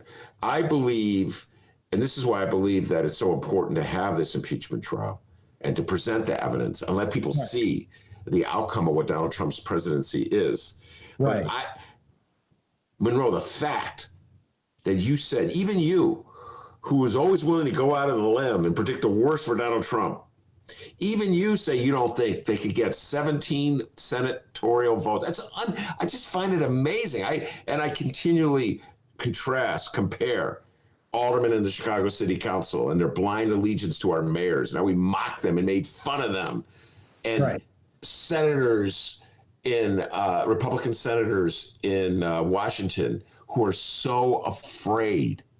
Okay, now, but this is the thing you have to factor in then. This is an impeachment trial. The jurors are senators, but they are also, with the Republicans, a lot of them are co-conspirators. And so this is why it's not going to pop. I don't think they're going to vote him, convict him, because they were as guilty. They are as guilty for building the sentiment that led to the insurrection as he was. They were enablers, and so I don't think they have a choice, because they're just as guilty as he is. Well, not just as guilty, but almost just as guilty. Well, I hear what you're saying. In other words, you're saying that if they were to vote to convict Donald Trump, that essentially they would be voting to convict themselves. Is that what you're saying? I'm saying that yes, that's part of it. I mean, because a lot of them to this day haven't bothered to tell the truth. The Republicans, Trump could have solved this stuff a long time ago if he just told the truth.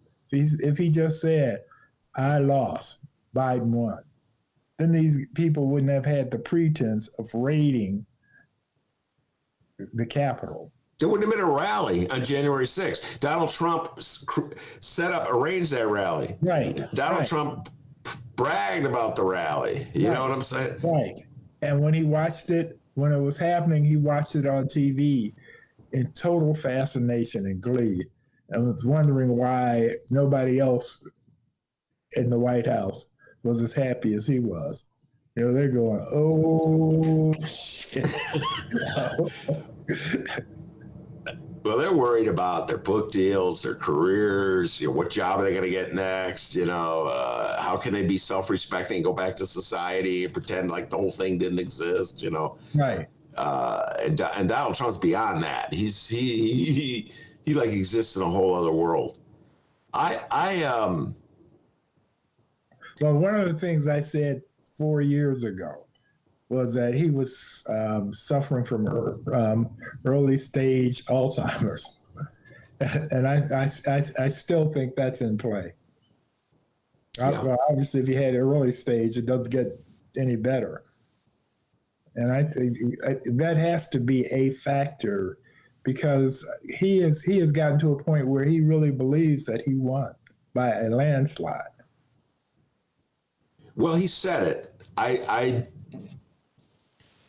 does the con man believe his con? And I don't know. Yeah. I don't know the answer to that. Well, if he's crazy, he does in particular. Yeah. He's suffering from dementia. I personally don't believe he believes it, but whatever, it doesn't really matter. Yeah. He said it, and that was one of the things that Jamie Raskin presented. He broke down very effectively this morning. The congressman from Maryland, he showed footage of Donald Trump repeating. There you are. Right. Yeah, repeating the lie that he had won the election, and then he quickly showed clips of MAGA who descended on the Capitol, saying they stole, take back the steal, take back the. They were like following Donald Trump's command there. What do you think is there a possibility that the U.S. senators are also just afraid? Oh, they're also not as afraid of Trump as they were, say, a month ago or 6 weeks ago, but they fear him. I mean, once they took him off Twitter, he wasn't nearly as frightening. But they were afraid of a tweet before, so he can't do that. But he still has all this support among the Republican base. He's still in the 80s someplace with that. And so that's what they're afraid of, being primaried. Yeah. Well, I was talking about a different fear. I already always knew that there was a political calculation involved in all this. And as Republicans, they had already made that calculation. They'd made that long ago, that Donald Trump had captivated their base. And so they had to be loyal to Donald Trump, with the exception of like Mitt Romney. Right. I think he's really the only exception of the senators, and Adam Kinzinger as a congressman. I'm really curious how his career is going to go, because I'm talking about a different kind of fear, physical fear. So Lindsey Graham gave that weasel speech on January 6th, which you and I have talked about. It was just so unbelievable. All of a sudden, he got up there and said, "We all know Biden won," which that's a first for you to say. You know, we all don't act like you knew it from the get-go, because you spent for the last 6 weeks pretending he didn't win. You know, right? But then he's like, "Oh yeah, we all know Biden won," and then after he gave that speech to vote to certify the Electoral College, he got heckled at an airport. There was reports, people heckling him. I think they're afraid, physically afraid. There's some of that, but the Democrats are more likely to be shot or killed or something by the white supremacists and the Trump supporters than the Republicans are. So that's not legit. And McConnell doesn't have to worry about that at all. I mean, he has security because of his position around him. He has protection. That's of course that's a part of it. Mm-hmm. But I think they built this house, and they have to live in it, and they want to live in it. And I think that we may very well see the end of the grand old party, thanks to Trump. And what will replace it? The Lincoln Party. It'll be all those self-exiled Republicans. Actually, the good thing for us progressives is that we're going to end up with two parties, two right-wing parties. One is extreme right-wingers, the Trump party, basically. They're calling themselves the Republicans. And then the old-fashioned legacy, common sense BS and you Republican. Typical Republicans. Right. I don't see that happening. And I'll put it this way. I don't see any evidence that there's a significant number of Republican voters who are moving toward the Adam Kinzingers of the world. There've been a significant decline in the Republican Party. And from one state to the next, tens of thousands of people declaring themselves no longer Republicans. And so I see it happening, because what we're probably in for at some point in the not too distant future is a major violent act from the Trump supporters.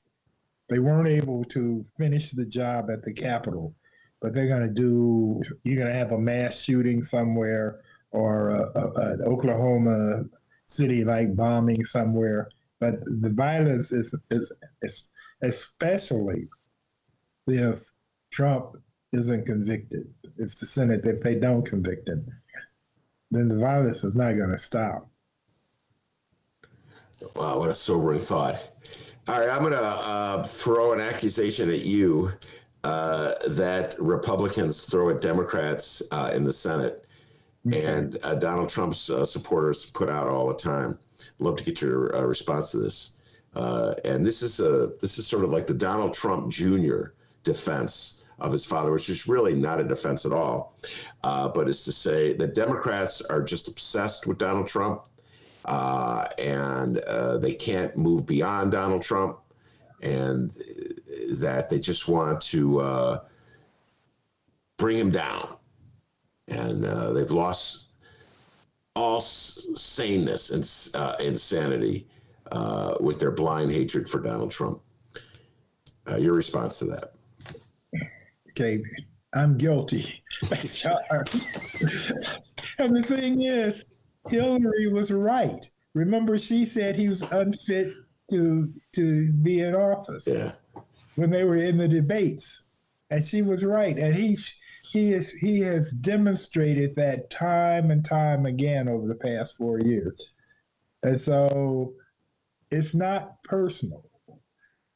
It's that the Peter principle is in play, and having your country run by somebody who isn't the least bit qualified to run it is alarming. And then he has these ambitions of being a tyrant. He has joked about being president for life. And if he could pull it off, he would pull it off. And he's attempted in all kind of ways to make that happen. And so it's not that, although he's quite hateable also. It's easy to hate Trump, but it's more than that. I'm with you. I love how you did that. Guilty as charged. Yeah. Yep. And I'm with you. The impeachment, I welcome it. Force America to see what Donald Trump represented and see what he did and the destruction he caused, and force Republicans to take a stand on this issue. Right. Absolutely with you. And they probably aren't going to convict him, but all of this stuff is being reported, and the average American, not just not the Trump nuts, but the average American is seeing it all in a better context now, and that right now the sentiment is 60-some% would like to see him impeached. Yeah, Americans are just a bizarre group of people when it comes to this, and I've seen it, and I just got to comment on this. I've seen those same polls. Yeah. There's the 51% of the public that voted for Joe Biden, essentially, and they want him impeached. There's no doubt about that. Then Biden 51% want Biden impeached? No, want Trump impeached. Okay, no, yeah. Okay. And so then there's the rest of the country, the 48%, whatever it is, that voted for Trump. Right. And the soft support he has on the fringe may be moving toward impeaching him, but the rest don't want to impeach him because they're all enablers too. They're just as much as those senators. The way you put it, Monroe, is... Yeah, if you do the numbers, his hardcore support is 17%. Because what you have to factor in is that half the people didn't vote. Americans who could vote, almost half of them didn't. Is that right? No. Yeah, The turnout was more than. Wow. It's astounding. This it was a record turnout, but normally we're much less than that. Yeah. So I view it this way. My view of it is that there's always going to be a portion of America that doesn't like confrontation. And just like, can we just like move beyond this? Right. There's always going to be a portion of America that wants to move beyond it. And so really the Democrats we're trying to impose, what they think is right on the American people. And that the Democratic Party is not very good at that, Monroe. Just think about it. Like all the Democrats that we've elected as president, managed to get elected presidents, Clinton and Obama, have always been like, all of a sudden I felt compelled to do my Clinton imitation, which I won't, to like work some kind of compromise. They don't want to force anything on anybody because we all really agree, you know what I'm saying? And so like now the Democrats are really trying to impose something on America. This is kind of unique for the Democrats to do this. Right, no, because Trump has pushed us too far. We've seen the future and it's horrifying. We almost got it. And so now it's a completely different thing. And the problem is Biden is really walking a tightrope. I gotta tell you mentioned Biden. It cracks me up. Yeah. The lengths to which they're going to show he's not paying any attention to this. He's hard at this impeachment. He's hard at work for America. Right. And he's trying to do that, but in the meantime, they're going after Trump. They're going after Trump in this impeachment. This trial, they're really jacking him up. And so, but Biden has all this wonderful stuff he's trying to do. Yeah.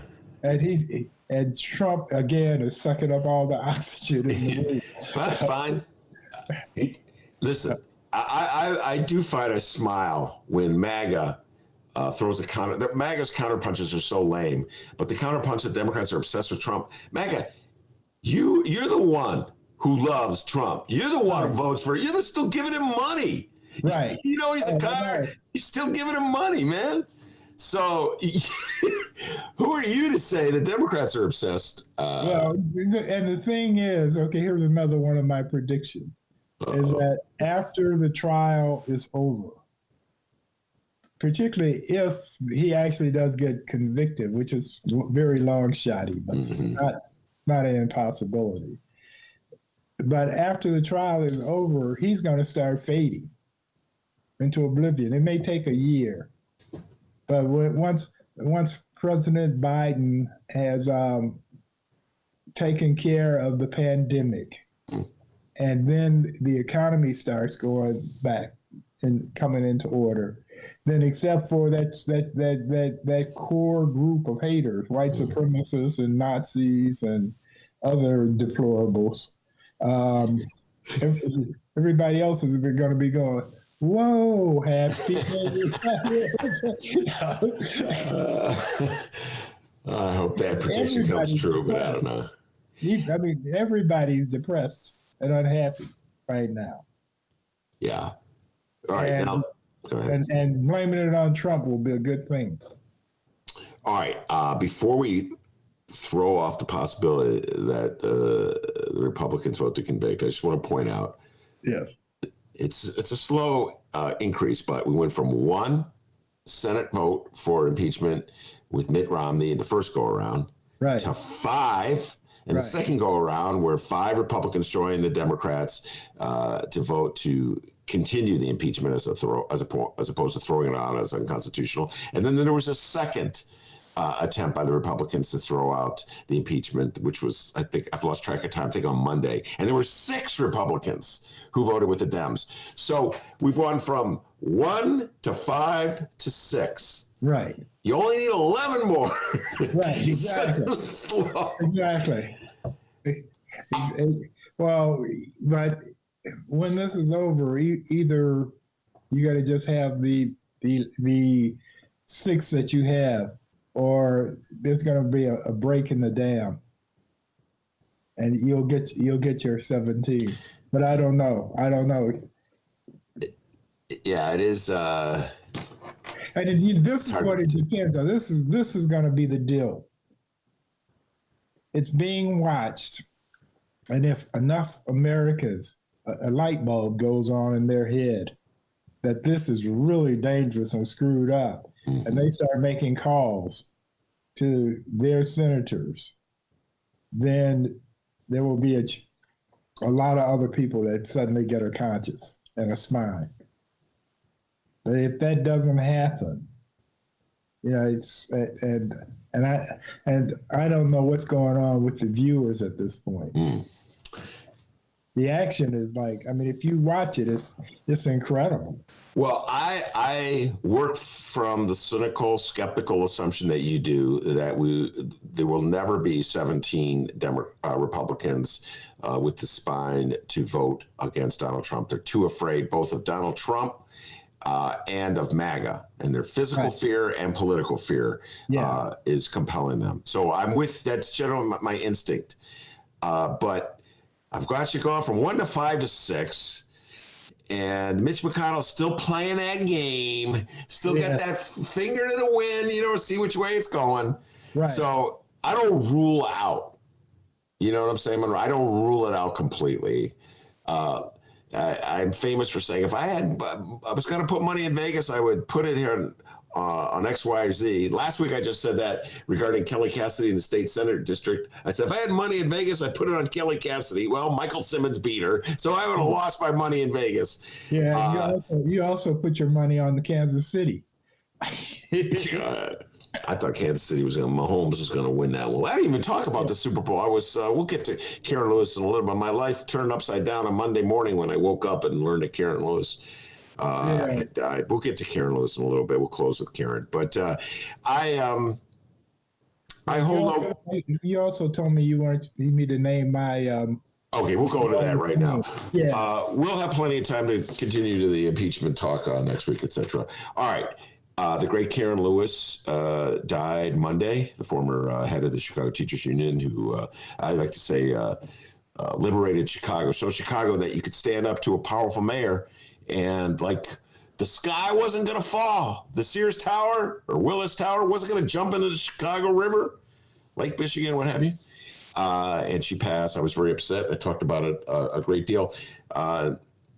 She's on my Mount Rushmore of great Chicago politicians. We're going to get to your Mount Rushmore, but just talk a little bit about where you see it. Monroe, you've been around Chicago a long time, covered politics, press secretary to Gene Sawyer. Where do you see Karen's? What do you think Karen's legacy is to this? No, I think that she empowered the teachers union because before her, they didn't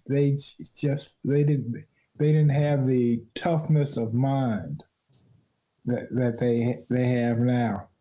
Now, whether when we come to whether teachers should be in schools or not, I'm not sure whether that's a good thing or a bad thing.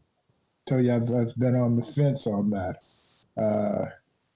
I don't have children, so I can be on the fence. Well, you don't have children in school. You have children, but they're not in school. Yeah, children, but not. They've been there, done that. Yeah. So I'm not as invested, and I don't teach high school. I'm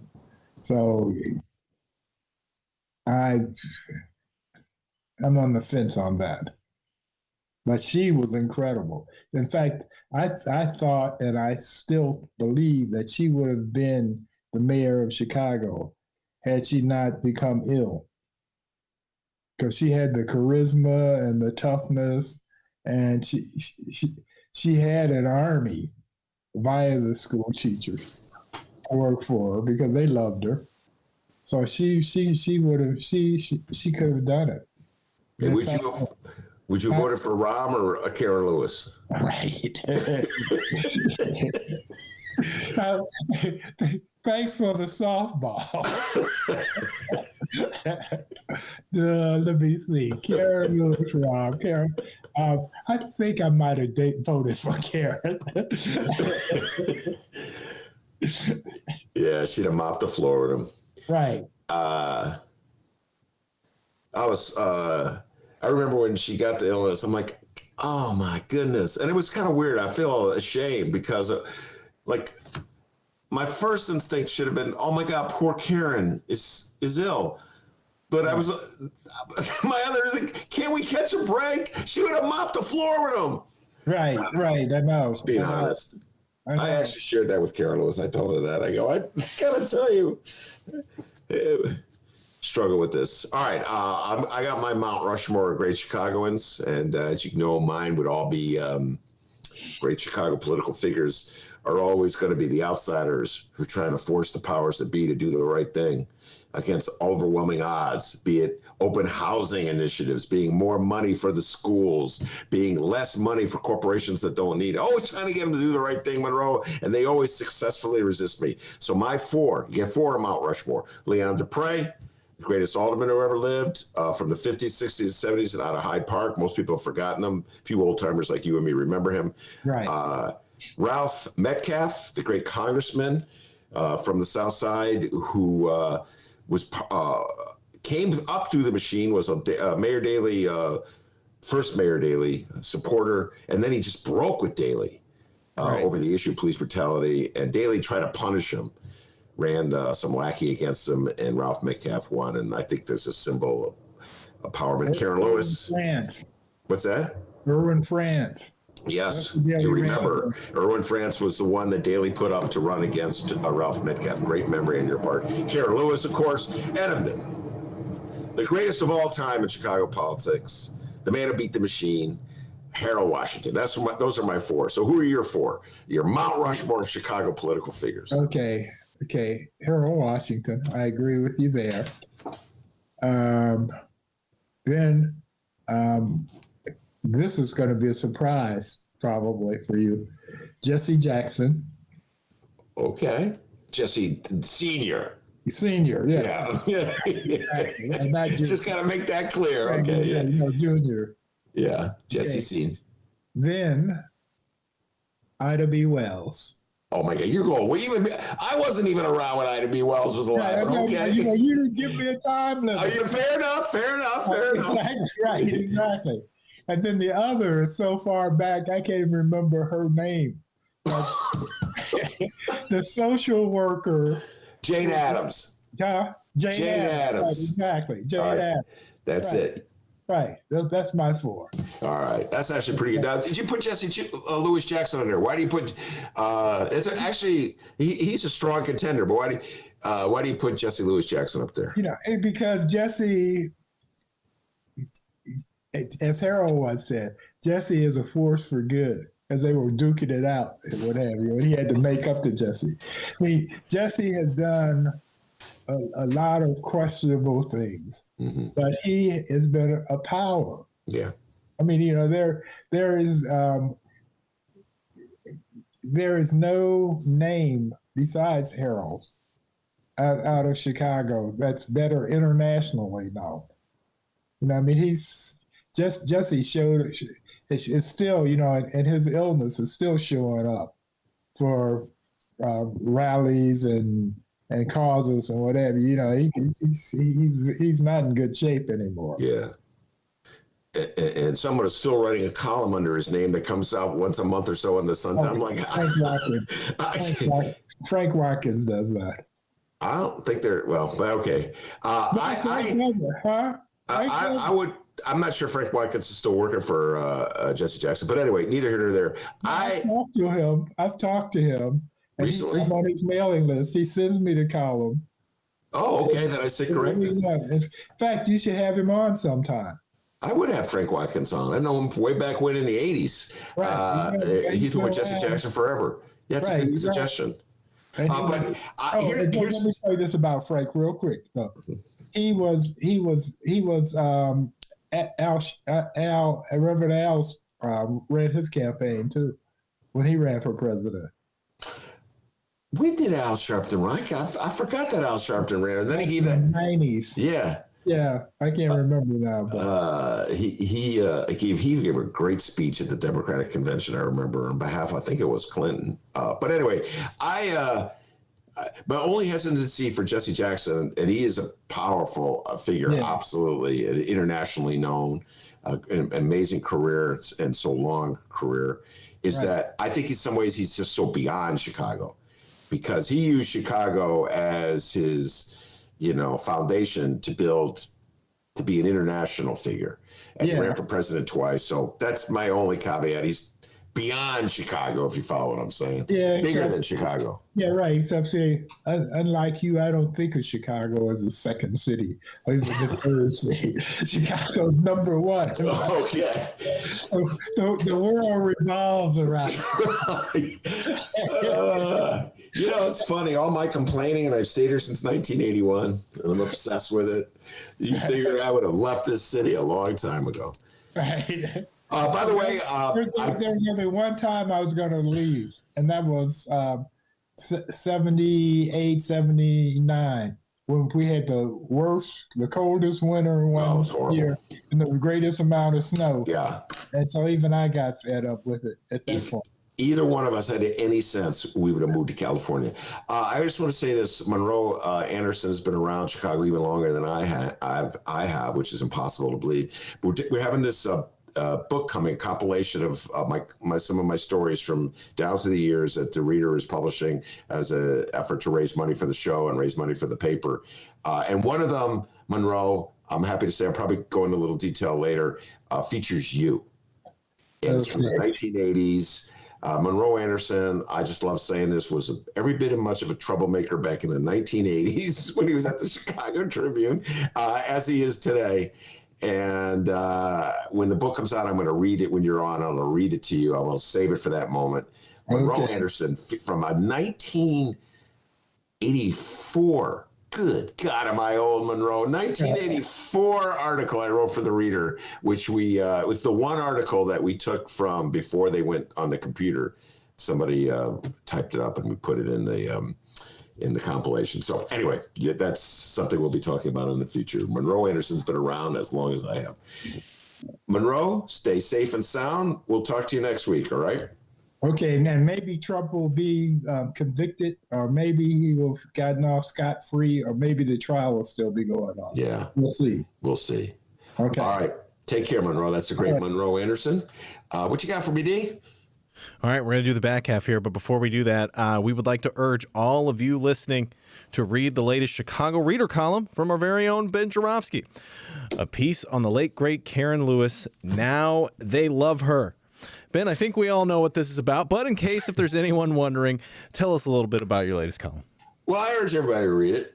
And longtime listeners of this show know where I'm coming from. I love Karen Lewis dearly, and I'm going to try keep it together here.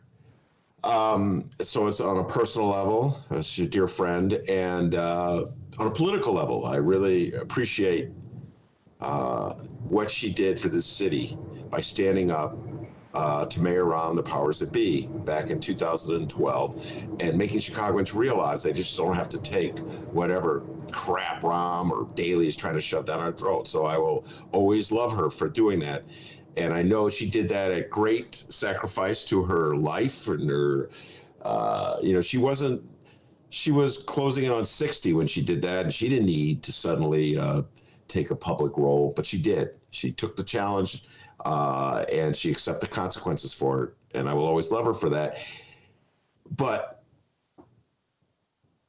I just had to say something about all the phonies who are coming out to say how much they love Karen Lewis and how much they respect Karen Lewis and oh, what a great leader she was. And none of them were there when she needed them to support her. When she stood up for the teachers, when she stood up for the kids, when she stood up for more equitable distribution of goodies in this city instead of giving them all to rich people, spreading it out to the ordinary people. She emerged as a public figure in the middle. I love saying this. in the middle when all the Democrats were acting like Republicans and talking about going into firehouses and telling the firefighters, I'm going to cut your pensions, and talking about privatizing the workforce and farming out contracts to charter school cronies. They were trying to show that they were like going to be as tough on the Democratic base as any Republican. That's the mindset of Democrats back then. That's when Karen stood up. Where were any of you to support her? Now you all love her. And it just, I've seen it so many times, D, in my life. We're great champions. They pay a really strong price for speaking up for poor people, black people, working people, unions. They pay a tremendous price for it. Martin Luther King, Muhammad Ali, that just pops to my mind. But then when they're dead, oh, everybody loves them. And Muhammad Ali, it started before he died. When he had Parkinson's, he couldn't talk. Oh, everybody loved Muhammad Ali. Even Donald Trump loved Muhammad Ali. They were ready to throw him in jail because he didn't want to go to the Vietnam War. And they took away his championship. They wouldn't let him fight. But when he couldn't talk and he was dead, they loved him. So I had the same feeling with Karen, and I just let it out. I go, oh, now they love her. Where were you when she needed you? There were three, Stacey and I did the count. There were 4 aldermen who supported the teachers when there were 4. Nicky Sposato, I always give him credit for the northwest side of Chicago. And I know he's a conservative Republican. He loves Donny Trump, but he stood with the teachers. And I always will have that respect for Sposato for doing that. John Arena stood with the teachers. Scotty Wagasback was with the teachers, and Bob Fioretti was with it. That's it. The rest of them were playing that Proco Joe Moreno card. Well, I love teachers, but this union, could they get a better leader? She's so mean. So that I kind of let go, D, with all that. And got it off my chest. It's the latest column from our very own Ben Joravsky. Now They Love Her. Now available at ChicagoReader.com. Go check it out. And also check out our interview with Stacey Davis Gates if you haven't yet. Damn, it was a good interview. Go check it out. ChicagoReader.com, wherever you download podcasts. Also, yes, Ben Joravsky has a book coming out. More details on that to come later in the days, the weeks, and the month. What is this, an infomercial? Ben, let's get uber local and talk statewide news. Well, we got to get down to business. You're damn right we do. On February 17th, 1 week from today, the man who loves Illinois more than anyone, Illinois Governor J.B. Pritzker, will be delivering his 2021 budget address. Don't believe me? Well, consider these facts. The first cell phone was invented here. We believe you. The first television remote control. We believe you, J.B. You love Illinois. We get it, dude. And Ben, hey, we don't have to wait until next week to get some details. Shout out to Illinois Politico and Shia Kapos for the info. We got a little sneak peek of J.B. Pritzker's 2021 budget address here. It says here, Governor J.B. Pritzker's office released some nuggets of his budget plan Tuesday ahead of his February 17th virtual presentation to the General Assembly. Some highlights, Ben. It says here, there's no increase in state spending, no increase to the 4.95% flat tax rate, and the budget deficit is only $3 billion. Only. Down from the $5.5 billion original estimate. All right, so those were some highlights, all right? Things have been better, but hey, things have been worse. The less dire financial picture comes as state income and sales taxes, which both fuel the budget, did not bottom out as seriously as initially believed because of the economic consequences of the pandemic. But as Shia Kapos writes, don't get too comfortable, though, because there is no question that this budget will include painful choices, the administration said in a statement, adding, as the effect of the pandemic diminishes over the coming months, the governor will continue to focus on economic recovery for the hardest hit. 2 topics you can expect to be covered. Savings. The budget proposal suggests closing corporate tax loopholes valued at $900 million and redirecting revenues such as the cigarette tax into the general fund, and deficit adjustment. Ooh, this is just entertaining. The projected budget deficit fell to $3 billion after the state paid off $700 million of the $3.2 billion it borrowed from a special Federal Reserve program, and that is according to the governor's office. All right. Wow. We got to bring Susanna Mendoza back to do some of these number crunching. And bring Martwick in, Rob Martwick, Senator Martwick. We had a little conversation about this with Kelly Cassidy for Friday's show. Not much. Just so everybody knows, I'll remind you, budgets are projections. And they're very political documents. So they're projecting how much money they expect to take in and how much money they're supposed to spend. And when they're all said and done, they declare it's balanced. And then in 6 months, we realize, oh, it wasn't balanced. That's how it goes, folks. That's the politics of a budget. In this case, Pritzker, he does not want, in my humble opinion, just listening to what you were saying, Dee, and reading the newspaper today, he does not want to step forward at this moment, and I don't blame him, talking about a tax increase. So he's going to hold back on that. The fair tax was defeated. Thank you, Phyllis. Thank you, Kenny G. The fair tax was defeated, so we can't raise the rates on the wealthiest people. So now it'd be just a flat tax rate. So he's not really ready to raise taxes on everybody. He's going to hold back a couple. What is he looking for? He's looking for to see how much money is Joey B going to kick in? How much money is President Biden going to get through the Senate and Congress? Will there be more relief for the states? Or will Republicans, no money for the states? Republicans are insane, ladies and gentlemen. Just absolutely an insane party. I mean, in some ways, their refusal to convict Trump is just emblematic of a larger insanity. They dedicated to the notion that they can't help the states. Wow, what a weird party.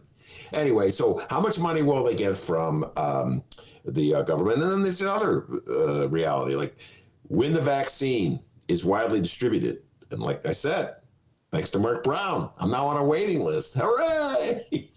Even geezers are slowly going to get it. Even geezers are neurotic. Anyway, when everybody's vaccinated, when even the Dr. D's of the world, young, healthy, non-frontline essential workers get vaccinated, how much will the economy recover? How much, you know what I mean? How much more taxes will be fed to government because people are spending more? People going back to work.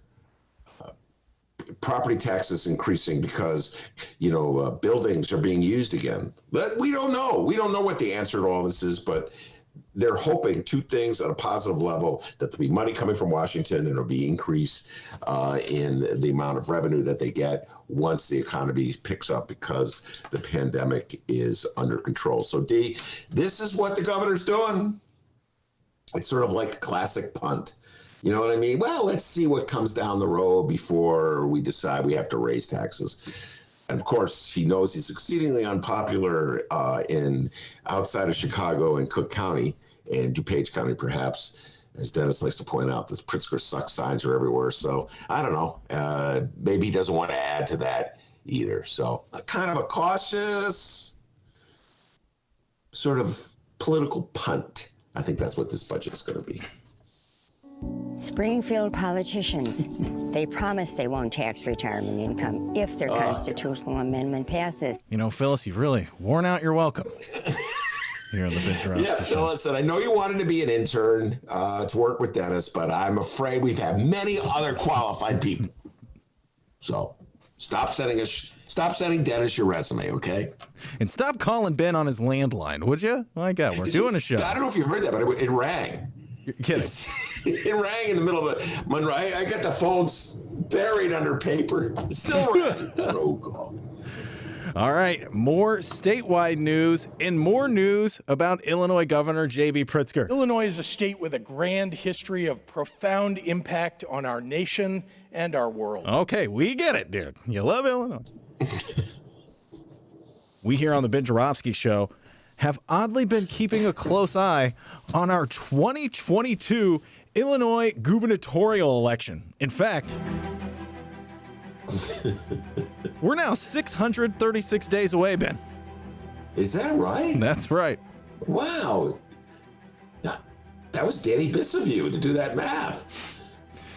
But frankly, we've been obsessed wondering which Illinois Republican will be running against our Democratic Illinois governor in, yes, 1 year from now. What is our problem? Shouldn't be thinking about this, but honestly, we are. But for those who are new to our program, we have made a list of potential candidates who could be running against Governor J.B. Pritzker. But in typical Ben Joravsky show fashion, it's not an actual list, like on paper. And we just try to remember them on the spot. Sometimes it works, sometimes it doesn't. And it's about to happen again. But so far on our list of potential 2020 gubernatorial candidates, we have a few names. Names that include State Rep Darren Bailey. That is correct. State Senator. He's now a state senator. Oh, my goodness. State Senator. My apologies. Now State Senator Darren Bailey. That is correct. Okay, I get you. State Senator Bill Brady. Yes, also a very white feller. But also, he's no longer former state senator Bill Brady. He stepped down. Well, thank God you're following this stuff. I know, what a geek. Oh my God, it's embarrassing. I know this stuff. Go ahead, D. So Bill Brady, whatever he is now, what is he again? Former state senator. That is correct. Okay. U.S. Representative, or U.S. Representative? I don't know. Rodney Davis. Is he on the list? I thought you were going to go with U.S. Representative Mary Miller. She seems more in line with MAGA, but okay. Well, let's throw them both on the list. What the hell? So just rumored names now. U.S. Representative Adam Kinzinger, Todd Ricketts. Oh, God. You remember when we talked about that, right? I forgot about him, yeah. Oh, God, help us all. Yeah. And even a feller named Man Cow. It's the butter cow, which has 9 hearts to represent the 9 essential nutrients in milk. That's right, it's made entirely out of butter, and it's a state fair tradition since at least 1922. Mr. Cow, what is your position on the tax rate? Oh. Thank you, Mr. Cow. That's really that's more intelligent thing than DB said. Hey, Darren Bailey. Hey, how come Blago's not on that list, huh? I don't think it's legal. What's that? I don't think it's legal. Jury's still out. Hey, Pat Whalen, look into that a little more, all right? So I think that's our list. I think that's the people that we've mentioned so far.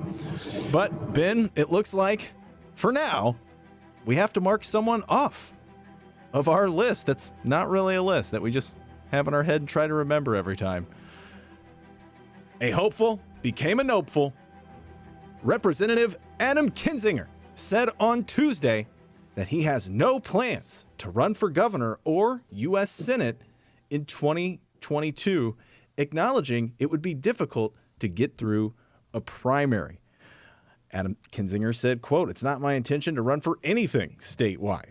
Responding to Playbook's question during a 70-minute conference call with Illinois reporters, Kinzinger did leave open the slightest of windows, saying he's, quote, "not going to rule anything out." So what the hell does this all mean? It means nothing.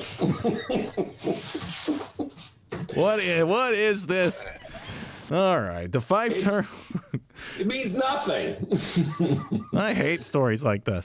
The 5-term congressman dismissed the chatter that the reason he voted to impeach Donald Trump was for personal political gain, saying, quote, "People who speculate that don't know me, and I would even argue that they probably don't know something about politics if you think I can get through a primary pretty easily." In the wide-ranging discussion, Kinzinger said he hasn't actively lobbied Senate Republicans to vote to impeach Donald Trump, but he has talked to some of them about why he thinks they should. Kinzinger, remember, was one of 10 House Republicans to vote for Trump's impeachment this time around. He voted against on the first one, because remember, there's 2. For weeks, Kinzinger's name has been floated as a possible GOP challenger to Governor J.B. Pritzker or Senator Tammy Duckworth, both Democrats who are up for re-election in 2022, when he started his, quote, "County First" initiative to shift the Republican Party away from Trump. Some saw that, including me, as a signal of his interest in a state statewide office. Kinzinger insists he's focused on only rebuilding the GOP, saying, quote, "I really have felt compelled that this is a fight worth having, and if it leads to me being out of office in a year and a half, so be it. I'm at peace. If it leads to something else, so be it. I'm at peace." But right now, the battle is to save the soul of this party. Yeah, good luck with that, Congressman Kinzinger. Good luck with that soul.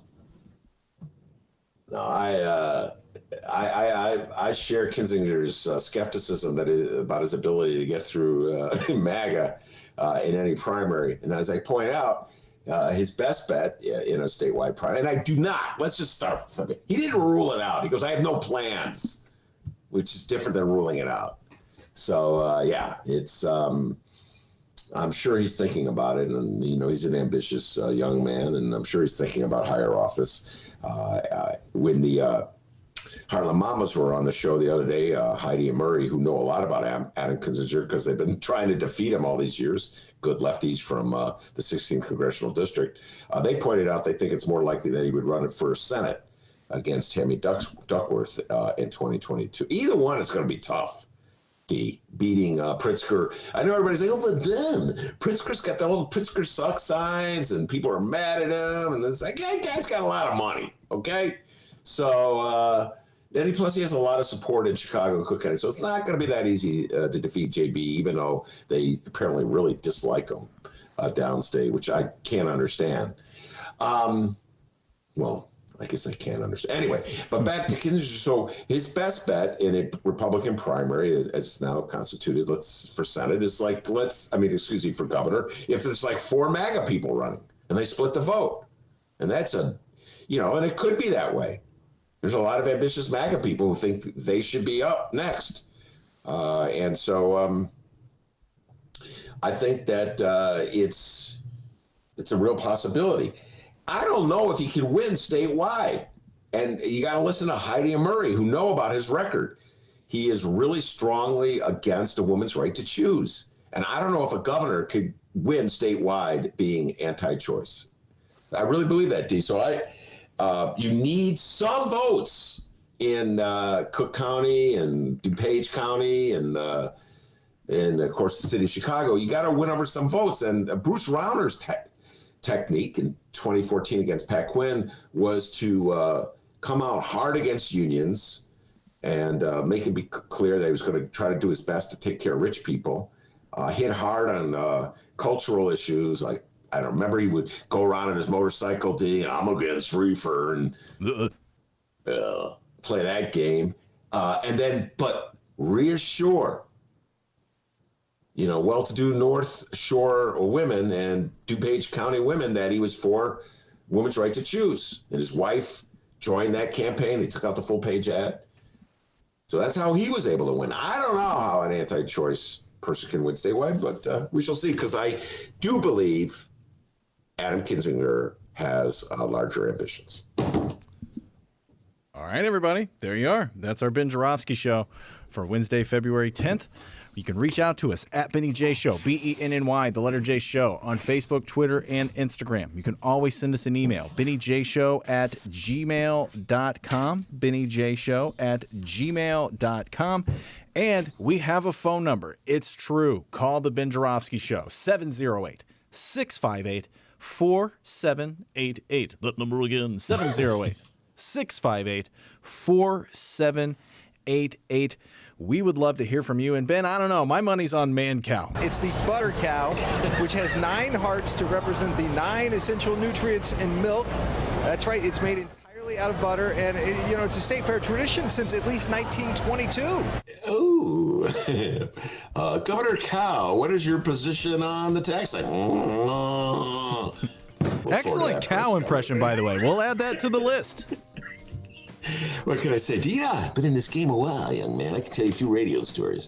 I want to thank Monroe Anderson, doing an outstanding job as he always does every Wednesday. And of course, the man, myth, the legend, pride of Joy, Illinois, without whom the show would be possible. And as Man Cow, Kinzinger, and Darren Bailey would tell you, back home and all, they call it white lightning. Give yourself a raise, take it out of petty cash. See you tomorrow, everybody. It's the butter cow. It's the butter cow. Illinois.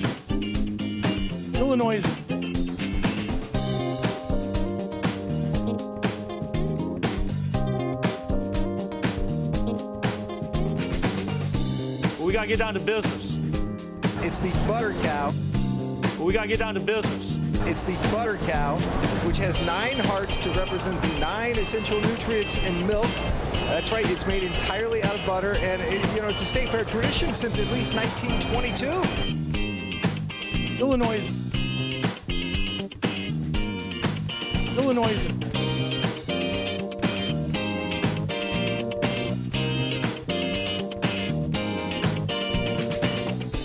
Illinois is a state with a grand history of profound impact on our nation and our world. We've sent 4 transformative presidents to the White House.